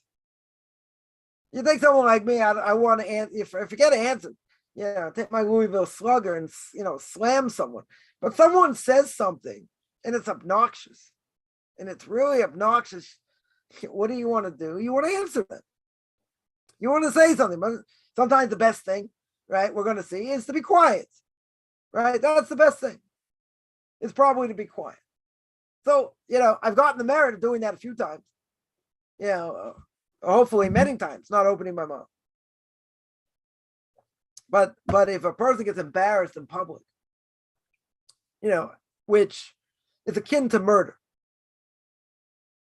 right? The Shari Tshuva, Rabbeinu Yonah says that you embarrass someone in public, you use your portion of the world to come. Now, murder, disagreement of opinion whether you lose your portion of the world to come, but this is an offshoot of murder at best. It's like you murdered. They turn white, they turn red when you get embarrassed in public. So imagine you didn't say anything. You got embarrassed in public, you took it. You didn't say anything. You have the power right now to bless other people. I'm not saying we're looking for it. Don't Don't get me wrong. We're not interested. Someone did get embarrassed. There's the power of that bush, of that embarrassment, that gives the person the ability to bless someone else because they didn't answer. It can only be in a case where we didn't answer. Not we gave a short answer. No, you didn't say anything. No matter what you thought, you didn't say anything. So imagine if a person has ever been embarrassed in public. Probably a lot of us have been, at some level. Other people looking around. Doesn't have to be in front of 10 Jews and this and that. Whatever, you get embarrassed in front of other people. The only place you want to go is like under a rock. You want to go hide somewhere because the sting is so strong. It doesn't matter at this point what you thought. It's irrelevant. What's relevant is, did I say anything? And if I didn't say anything and you got embarrassed, multiply that by infinity. You have the ability at that point to give blessings. That's how far it goes. Right? So we're not looking for this. Nobody wants to be embarrassed. But if a person got embarrassed, they didn't say anything. That's it. Right? Someone here asks, a Nazarite can't do Kiddush. Now, Shabbos day, person can make Kiddush doesn't have to make Kiddush on wine and grape juice. Right? Can make Kiddush, let's say, on whiskey. Or something like that. So, if they can make, they have an obligation to make Kiddush, but you can say, but they're not allowed to drink wine and grape juice. Very true. 100% true. What if they make Kiddush on something else? You're right. A Nazarite cannot make Kiddush on wine and grape juice. But a Nazarite can make Kiddush on something else. Or someone else can make Kiddush on wine or grape juice. A Nazarite can answer Amen, but he can't drink it. As long as someone else drinks the wine and grape juice, he's good. Right? Otherwise, he doesn't have to. Right? In other words, thereby someone for Shabbos, they make Kiddush over wine and grape juice. So somebody has to drink that wine and grape juice. Doesn't have to be him. But he himself cannot make Kiddush on wine and grape juice. In theory, I would say, it would be a big test here though. In theory, let him make Kiddush over wine and grape juice. Let someone else drink it. Doesn't say he can't touch it. Just says he can't drink it. Right? So if he made Kiddush over wine and grape juice, someone else drinks the wine and grape juice, that's fine. Right? That should, as far as I understand, that should not be an issue. As long as he doesn't drink the wine. Now, what if he's by himself? Or she's by herself? Can she make Kiddush over wine and grape juice and just leave the wine and throw it away? Right? And the answer is no. Someone has to drink it. It's an embarrassment to the cup. Somebody has to drink it. Right? So if you can't drink it and there's no one else to drink it, well, you're stuck here. Now you're going to be stuck. But if there's someone else to drink it, technically speaking, I would say someone make Kiddush over wine and grape juice. Someone else is going to drink it. You can do it. By Shabbos afternoon, we don't have an obligation to make Kiddush over wine and grape juice. Then I don't have to. Right? Then I can make Kiddush. A person, not me, someone can make Kiddush. A Nazarite can make Kiddush over whiskey, scotch, something like that. Wouldn't be an issue. Making Kiddush over wine and grape juice, as long as they don't drink it, should be okay. Right? Should be okay. So, why am I harping on this point? This topic comes out. Someone there asks before I get there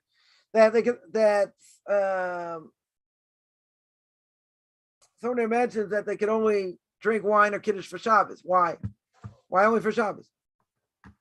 They're not allowed to drink. They're not allowed. There is a question. If a person made a vow, let's say they made a vow. They're not gonna eat for on these days.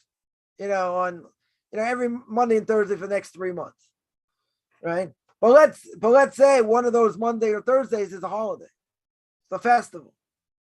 So that vow is null and void. Why is it null and void? Because you have an obligation to eat on a festival, right? Sukkot, 2 days outside of Israel, you have to have 4 meals, right? One at night, one during the day, right? On on the last day of the festival, same thing. So if a person made a vow, which we shouldn't make vows anyway, but if a person made a vow in general, they say they're not going to eat during these days, and one of the days is a festival, you get a problem. You can't fast on a festival. Not allowed to fast. Or one of those days happens to be Shabbos. So Shabbos supersedes it. Right? But if a Nazarite vow, as far as I understand, you can't drink wine and grape juice anytime. Doesn't matter Shabbos. Shabbos doesn't matter. You're going to say, but if they made a vow, let's say a normal vow, let's say for Nazarites, 30 days. Let's say they made a general vow. So their vow is only for 30 days. So if it's only for 30 days, isn't 4 of those days going to be Shabbos? True.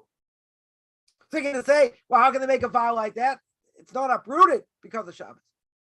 We don't suspend the vow and say, well, guess what? Because of Shabbos, we're going to give them leniency to drink wine. Can't, you just broke the vow. Breaking the vow, you're not allowed to break the vow. There's no leniency to break the vow over here. Not that not any leniency I know about. Right? In other words, once the vow is made for 30 days, I can't say, well, what about Shabbos? There's no leniency for Shabbos. Even on Shabbos, I can't drink wine. So the question is, someone asked, so what do you do? What do you do if you can't drink wine? If you can't drink wine, that's it. You're stuck.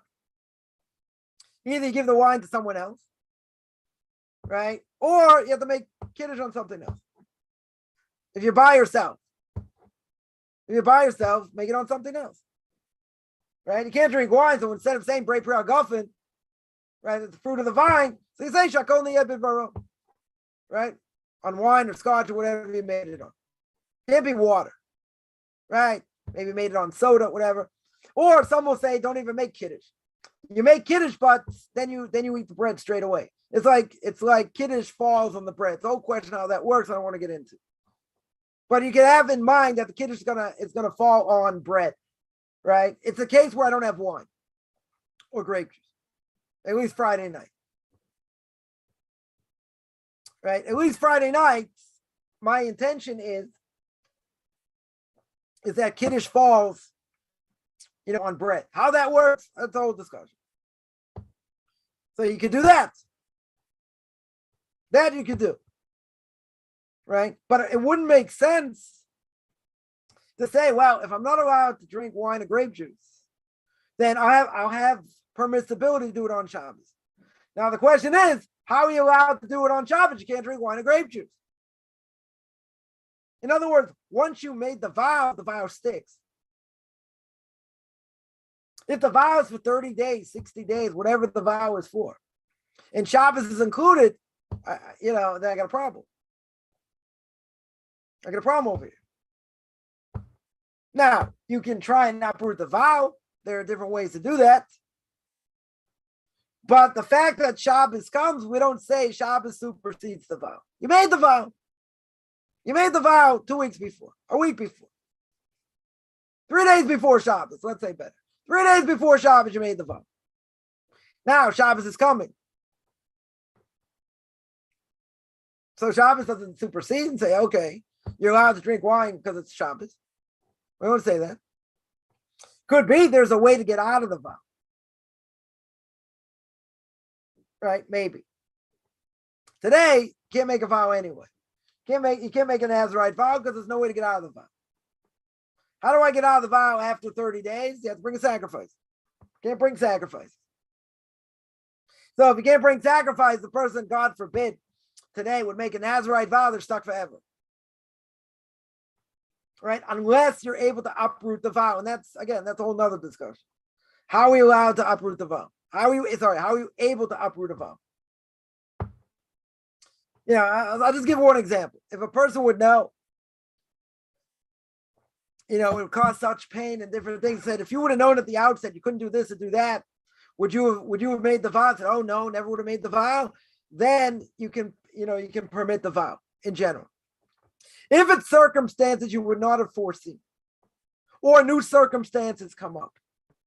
But you need an expert in vows to be able to do that. You need 3 people, or someone who's a real expert in vows to undo a vow. Right? There's a story. I'll just tell the story. One time I sat in the rabbinical court. My Rebbe, a woman came in, and she made a vow against her husband. Sephardic woman. And they said, well, how'd you make the vow? So she made a vow with the Sefer Torah, with the Torah scroll. So the rabbi started screaming. I was like, what? You made a vow with the Sefer Torah? Shvuah D'Oraisa, a vow from the Torah? A very severe thing. They're like, so this woman goes, honorable rabbis, isn't that where you're supposed to make a vow? They started screaming at her. So you shouldn't be making vows, shouldn't do this, shouldn't do that. So then they gave her an open, right? That's how you nullify a vow here. They gave her an opening. And they said, well, if you would have known how severe it was and, what the ramifications are, would you have ever made the vow? It's like, oh, no, I never would have made the vow. And so they permitted the vow. They said, mochalach, we nullify the vow. Like we nullify the vow. And they're able to do it. But then they scared her, which they should have. Said if you ever do anything stupid, this stupid again, we have your name on file and, whatever. It's like, oh, no. I'll never do it, but, etc. But my question was, where'd you get the Torah scroll from? That was my question. Nobody asked that question. I thought it was a question, but okay. The vows are serious things, but there are ways to give an opening. That's what they call it, Pesach, an opening, where the person's going to have regret or remorse that they actually made the vow in the first place. So if the person says, yeah, I never would have done it, and this, that, I have, remorse, they gave the person an opening to say that, then they can nullify it. Or it could be, they made the vow under one pretense, and now the circumstances are different. So if the circumstances are different, that can also nullify a vow. It's complex, not, you need someone who knows what they're doing when it comes to vows. In general, to undo a vow. But whatever, I'm just speaking in generalities here. So you're right. When a Nazarite makes a vow, what does he do about Shabbos? Shabbos does not supersede. Just because Shabbos comes doesn't mean he's allowed to drink wine or grape juice. If he can drink something else other than that, very good. Or make it on bread, or someone else drinks the wine. But who says Shabbos supersedes? In other words, the person made a vow for 30 days. Not going to drink wine and grape juice. So Shabbos, he's in trouble. Right? He's in trouble. We don't say, where does he get permissibility over here? You don't say, wow, the vow only applies when it's not Shabbos or a festival. We don't say that. It applies across the board. The question is, what do you do now? Right? That's the question. If they give the wine and grape juice to someone else, very good. Right? If they don't have to drink wine, also good. Right? But Shabbos does not supersede. Right? That's the point. Shabbos doesn't supersede. So, the idea that, as we said, comes up a lot is the fact that, I got to be careful what I say. I have to be careful how I act and what I do and all that. That's true. But who says I have to necessarily worry about someone else's reaction? Now, we have to be careful.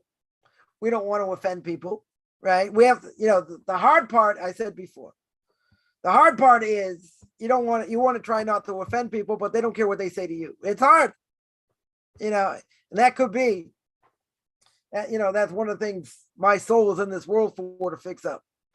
That no matter what you say, they're not going to listen. They're going to make fun of you, say other things, but you have to respect what they say. That is, I can tell you, for me, that's like very, very hard. I'm not going to say impossible. It's hard. It's a really hard thing. So, everyone's got their challenges. So I would say, you have to answer whatever you have to answer. You should be respectful if possible, but you don't have to worry what someone else is going to do after that. No matter what they say, what they do, that's not putting a stumbling block in front of them. They have the choice. I'll give another example. Something happened to me. I always use myself as an example. I was at a mourner's house many years ago. I had a relative that died. And I had all these relatives I hadn't seen, a long time. And there was a much older woman, relative of mine. And, she went to give me a hug. Not allowed to hug her. It was a little bit awkward. I took, a few steps back. And someone made a really, a really below the belt, comment. Come on, the person's so old and this and that. And, and a few other things. It wasn't said. It wasn't said on, might have been said a little bit under their breath. I heard it. I can tell you I heard it. So what are you supposed to do? This person at that time, let's say was mid-70s. Right? Still alive, should be well. But they're still alive. So let's say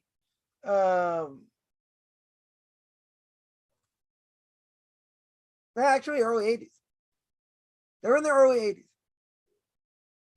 Now, even if they're a blood relative, it's someone you're not allowed to, to hug, you're not allowed to give a fish handshake, right? Someone of the opposite sex, even if the unless if it's not a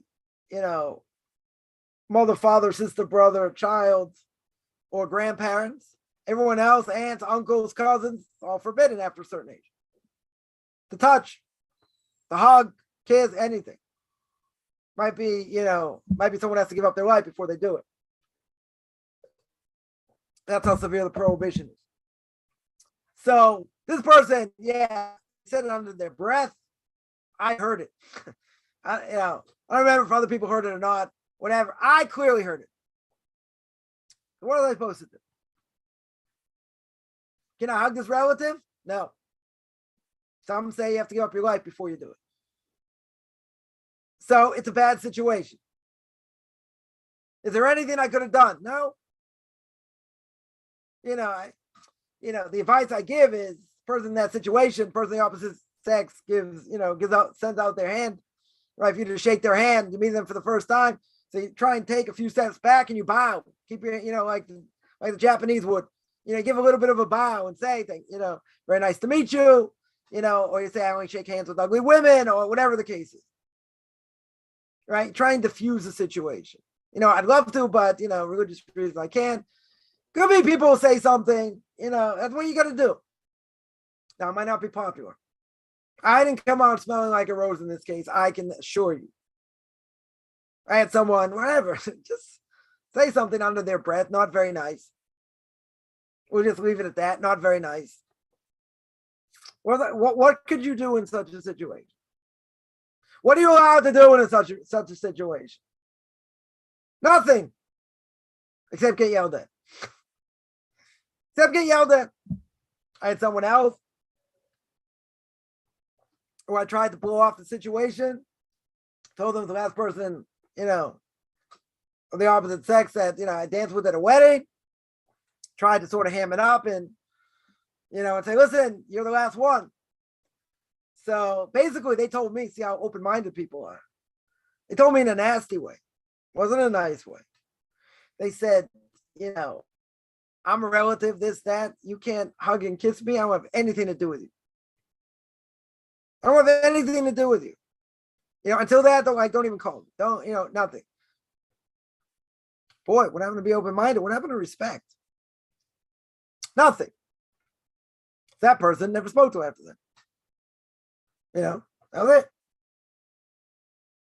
Is there anything you can do about it? Nope. They're not changing. They're not interested in changing. They're not interested in hearing the other side and how backwards that perspective is, whatever. They're not interested. Okay. So what do? Again, I tried to blow it off, as only I can in a joking way. They were not hearing one line. Not one line. They were good and angry. Okay? Totally offended.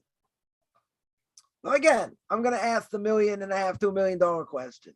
In such a situation, what do? In such a situation, you're 100% stuck. You're stuck. There's nothing to do. Right? Someone here says Nazarites and deep kugel. Yeah. So certain situations you're stuck. Yeah, but I got hammered over here. Totally hammered. And that person after that never speak to me. I never saw them anyway. It wasn't I came in contact with them so much. But they have anything to do with me after that? Zero. You can say it's probably better. Yeah, probably. Like, what do you need family like that? You don't. Sad. I'm not going to tell you it's not sad. Sad. What did I do to deserve that? I don't know. What's the message? The message is Torah doesn't change. The Torah totally doesn't change. Torah is what it is.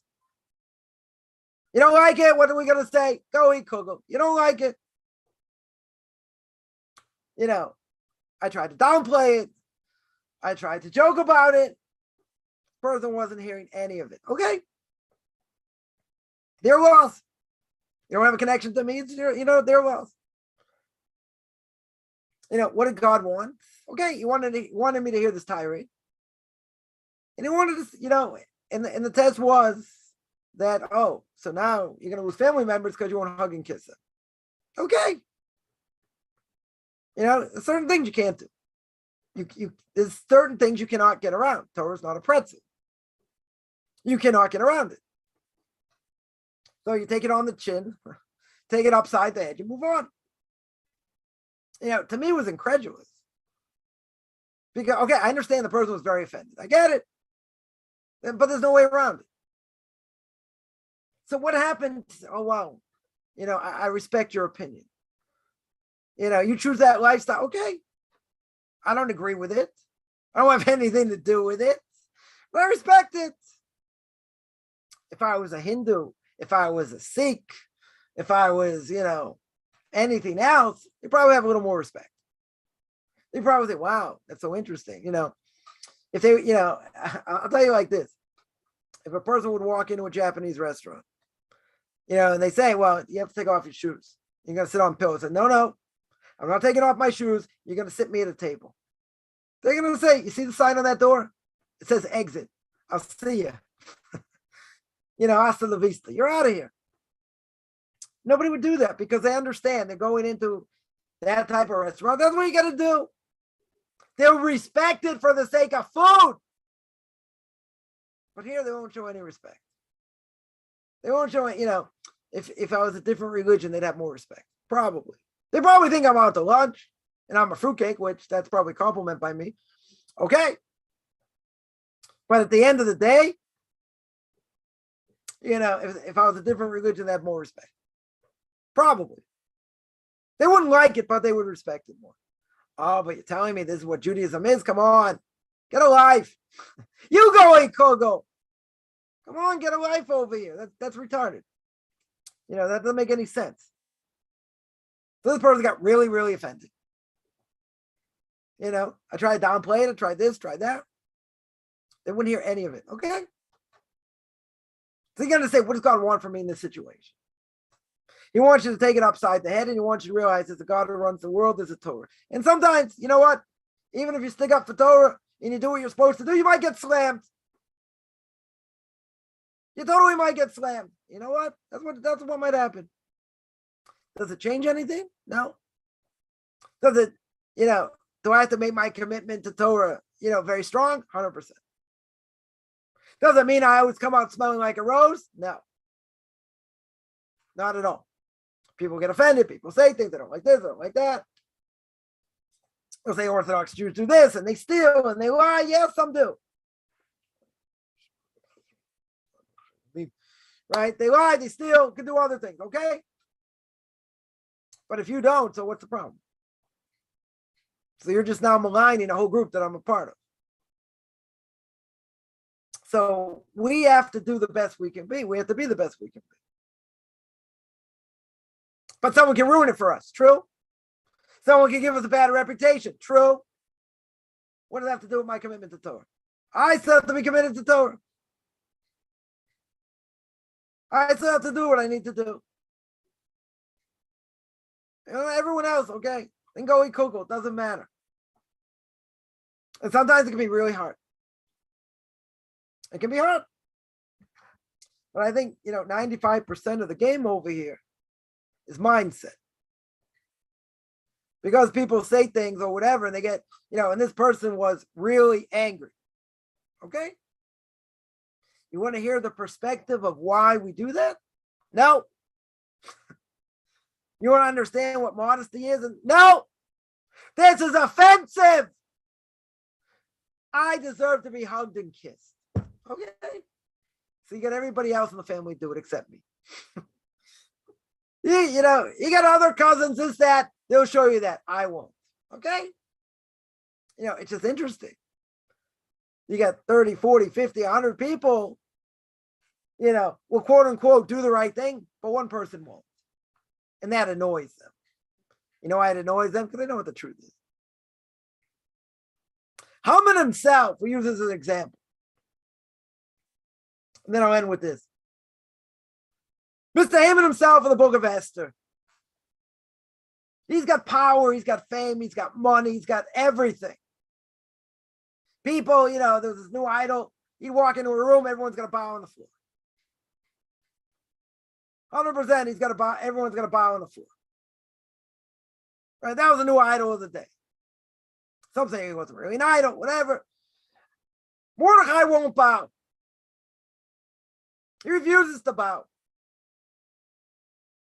Even though some people said really he should, it's not there, whatever. He wouldn't bow. The Haman says all the money, all the power, what's it worth it to me? Mordecai won't bow. Well, 50,000 other people will bow. 50,000 other people worship the ground he walks on. And all the wealth and all the fame and all the power. One measly Jew won't bow down.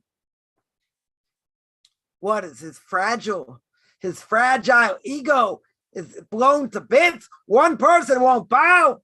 I don't like here. So this person is mentally challenged. Okay. So he can go eat kugel. Who cares? One person won't bow. But 49,000, 999 are going to bow. What do I care as one person? No, he's an idiot. He's an imbecile. No, it's not what Haman said. Haman said, what's it all worth? What's it all worth if I see him and he doesn't bow? He says, not only am I going to kill him, I'm going to kill his whole nation. One person. You can say he's a lunatic. Total lunatic. Gets so angry. This lunatic, this person's got a 25 IQ, he thinks. I mean, he doesn't think that, but whatever. This person's a lunatic, he's not going to bow. So what do I care? He's not going to bow. Oh, what does Haman know? He knows what the truth is. He knows where he came from. Right? He knows what's going on over here. And that one person won't bow, that stings like no tomorrow. Because he knows what the truth is. Deep down, he knows what the truth is. He doesn't want to admit it. He knows what the truth is. So he says, I want to eradicate him and his entire nation. The secular Jews that hate religious Jews. Even if they don't do anything wrong. It's what they represent. Oh, you don't think I'm Jewish? I never said that. If your mother's not Jewish, yeah, then you're not Jewish. Oh, so you don't think my Judaism is... You want to discuss Judaism? We're going to have a discussion. Right? Not personal. Not a personal thing here. Am I saying you're not Jewish? I'm not saying that. Oh, you think you're better. Right? That has nothing to do with me being better. We have obligations. The Torah says we have obligations. There are ramifications if I don't do what I'm supposed to do. So you make your own choice. But you're looking down upon me. I'm not looking down upon anybody. You intermarry, this happens, there are repercussions. You don't do what you're supposed to do, there are repercussions. I'm not looking at anything. That's what the Torah, the Torah this, Torah that. But I'm not saying anything. I've had people tell me, you think this, you think that. Yeah, because that's what the Torah says. Do you believe God gave the Torah at Mount Sinai or not? Right? Bottom line. Well, I don't know. I believe what the Torah says. I believe what the rabbis say. You have a problem with what they say. They didn't like that either. Because they don't want to hear, I've done anything wrong. Nobody wants to hear they've done anything wrong. Right? Picture perfect. I can do whatever I want. Okay. You're not telling me anything. I don't have to answer that. But what's the answer? I think God says differently. I think the Torah says differently. You don't want to hold by it? Okay, it's your choice. But I believe in what the Torah says. But at the end of the day, you don't have to say anything. You don't have to say anything, the person's going to get offended. You don't think I'm Jewish. I didn't say you weren't Jewish. You marry a non-Jew, that's a problem. You will have the status of a non-Jew in many ways. Desecrate Shabbos in public, you'll have the status of a non-Jew in many ways. Okay, you don't like that. Okay. Reference to Kugel. Fine, you don't like it. That's the way it is. But I'm not saying anything, it's what I represent. Right? Someone says, I hate the way you dress. I'm like, what's the problem with the way I dress? White shirt, black pants, with pinstripes, without, with a hat and the yarmulke, tzitzis. Okay, that's the difference between us. Wait, you're offended? Why are you offended? It's because of what you represent. You represent absolute truth. Right? So I've heard many non-Jews say, yeah, to be a Jew is a tremendous responsibility. It is. We're ambassadors to the world. You go out in public, you got to be careful. 100%, you got to be careful. What we say, how we act, we're held to a higher standard. Very true. At the same time, I just want to be left alone. I want to keep Torah. I want to keep mitzvahs. I want to do what I need to do. I don't want to hear from this one, from that one, and you're doing this, you're doing that. Leave us alone. But they also have an agenda. They don't like what we represent.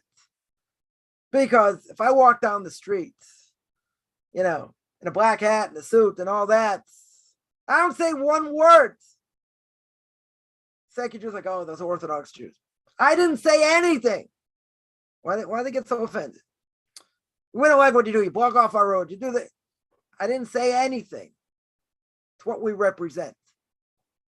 They don't want to hear anyone's doing anything wrong. Nobody wants to hear that. They want to do what they want. They want to do what they want to do, and they want you to say it's okay. And guess what? We can't do that. There are things we can't say is okay. If the Torah says it's forbidden, it's forbidden. They'll try and ram it down our throat and say, you have to accept this, I don't have to accept it. Why do I have to accept it? The Torah says not that way. You don't like it, okay. What am I supposed to do? So yeah, they also have an agenda, but they hate what we represent. So you're going to say, is that going to stop me from keeping Torah mitzvahs? No. Is that going to stop me from dressing the way I dress? No. Can some Jews, Orthodox or not, give us a bad name? Yeah. Can we be our own worst enemy? Yeah. It doesn't matter. We have to do what we need to do. We are a light unto nations, so we have to act that way. And if someone makes it bad for us, okay, but we still have to do what we need to do. So someone can look and say, I'm just offended by who you are. I get it. Because what I represent says what you're doing is wrong. And every last thing that you're doing is wrong. Because like someone said, we can agree to disagree. No, I think you're wrong. I think your lifestyle is wrong. They're not debating. They're just saying, they're not. You're not going to bait them into an argument, usually, if they don't want to be baited. Because then if you put them in a corner and you're right, then you prove them wrong, they're not going to get in that conversation. Because I had somebody, I put them in a corner once.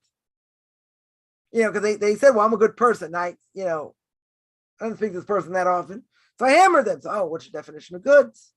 How do you know you're good? Maybe this, And as I was, tightening the screws, the person realized where the conversation was going.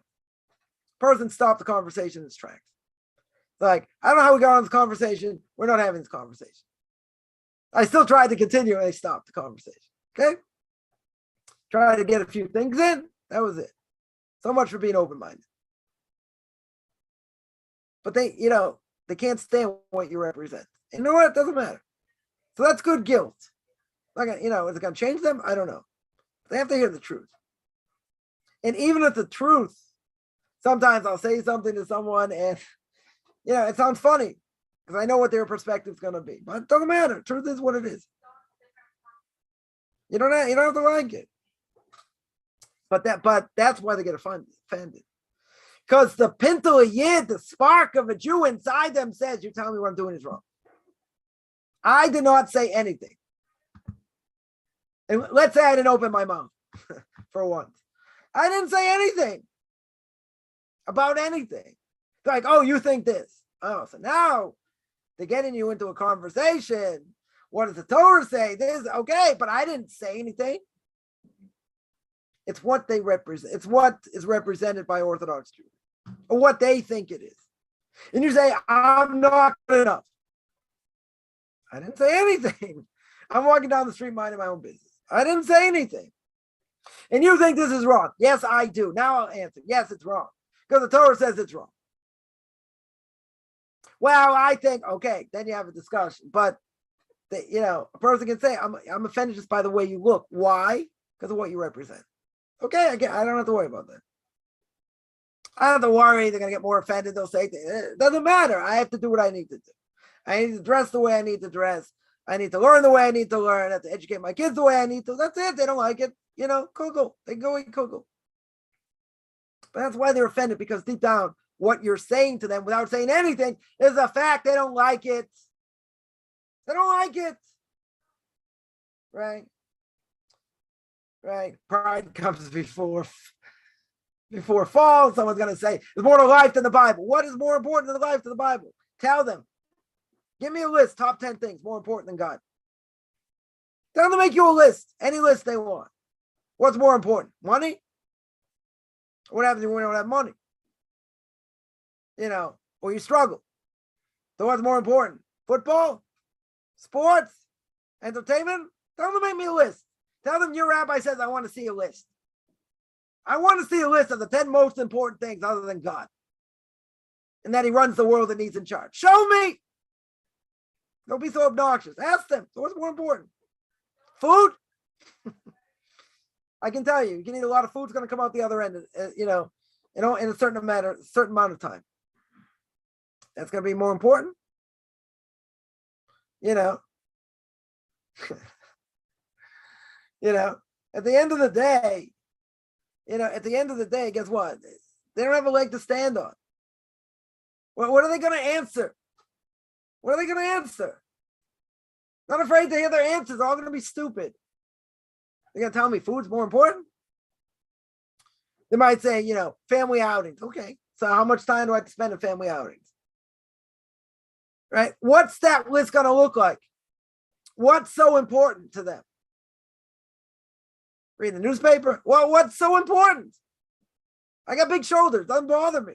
What's their list going to look like? It's going to be a joke. I wouldn't need any alcohol in my system. Be laughing high heaven. Be laughing all day long. Food is more important. Okay. So tell me after you ate this, this whole meal, you're stuffed to the gills. Tell me how long you spent in the bathroom afterwards.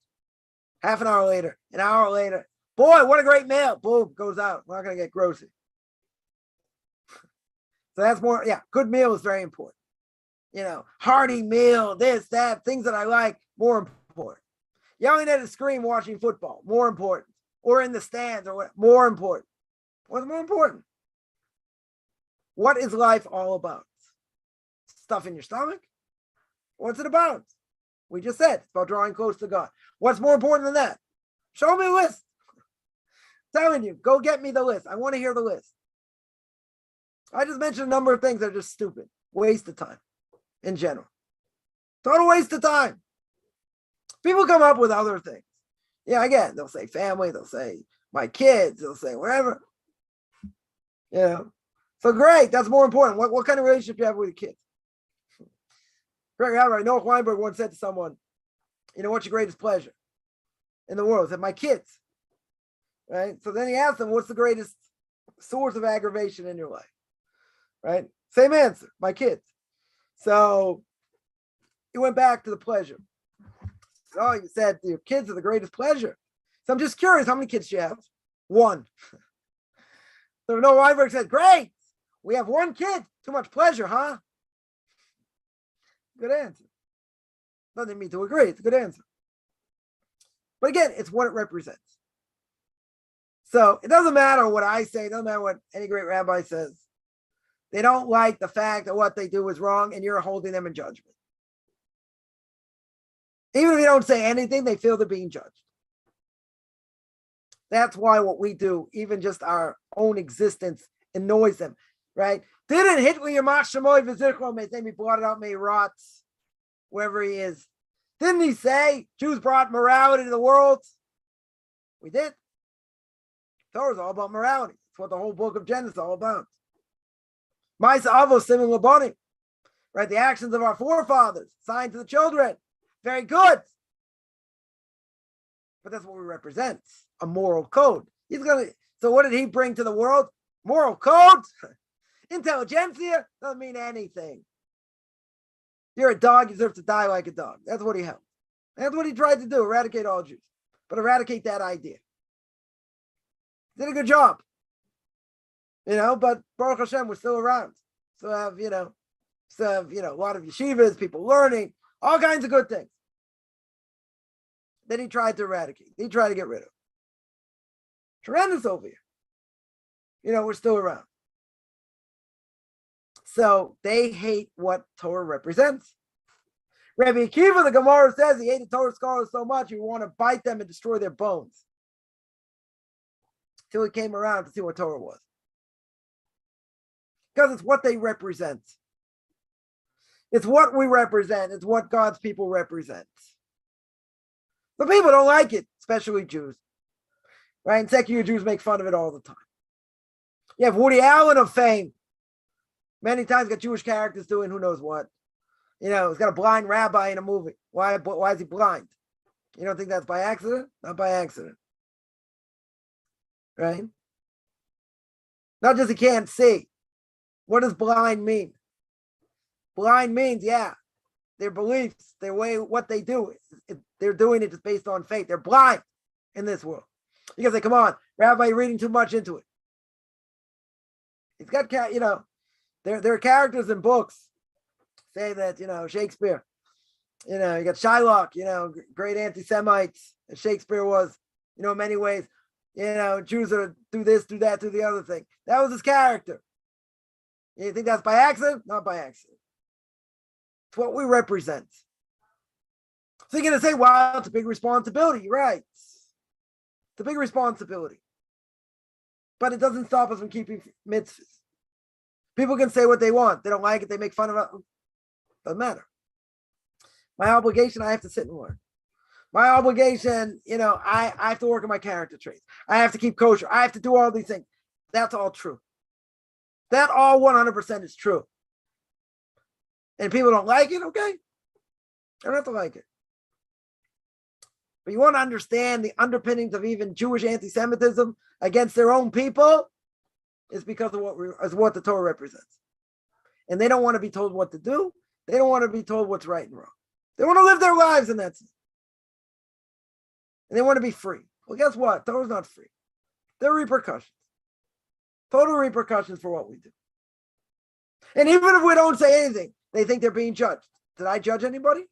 I'm not here to judge anyone. God will judge them. But if you ask me, how can it be? Torah discriminates against homosexuals. Yeah, Torah says it's bad. It's wrong. It's an abomination, not the person, the act. And Torah's anti-pig. Yeah. And Torah says you got to be modest. Yeah. Torah says forbidden relationships. Yeah. A lot of things. A lot of things. You don't like it, okay. You want to make fun of it, this and that, but it's what it represents. And they can't stand what it represents. You have non-Jews anti-Semites, many of them, because they don't like what it represents. As Hitler Mashmo said, we brought morality to the world. He don't like that. He's going to show there's no morality. He's going to show we're going to treat them less than dogs.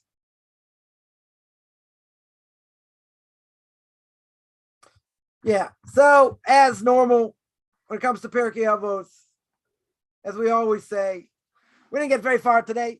So we're going to do this next week, same place.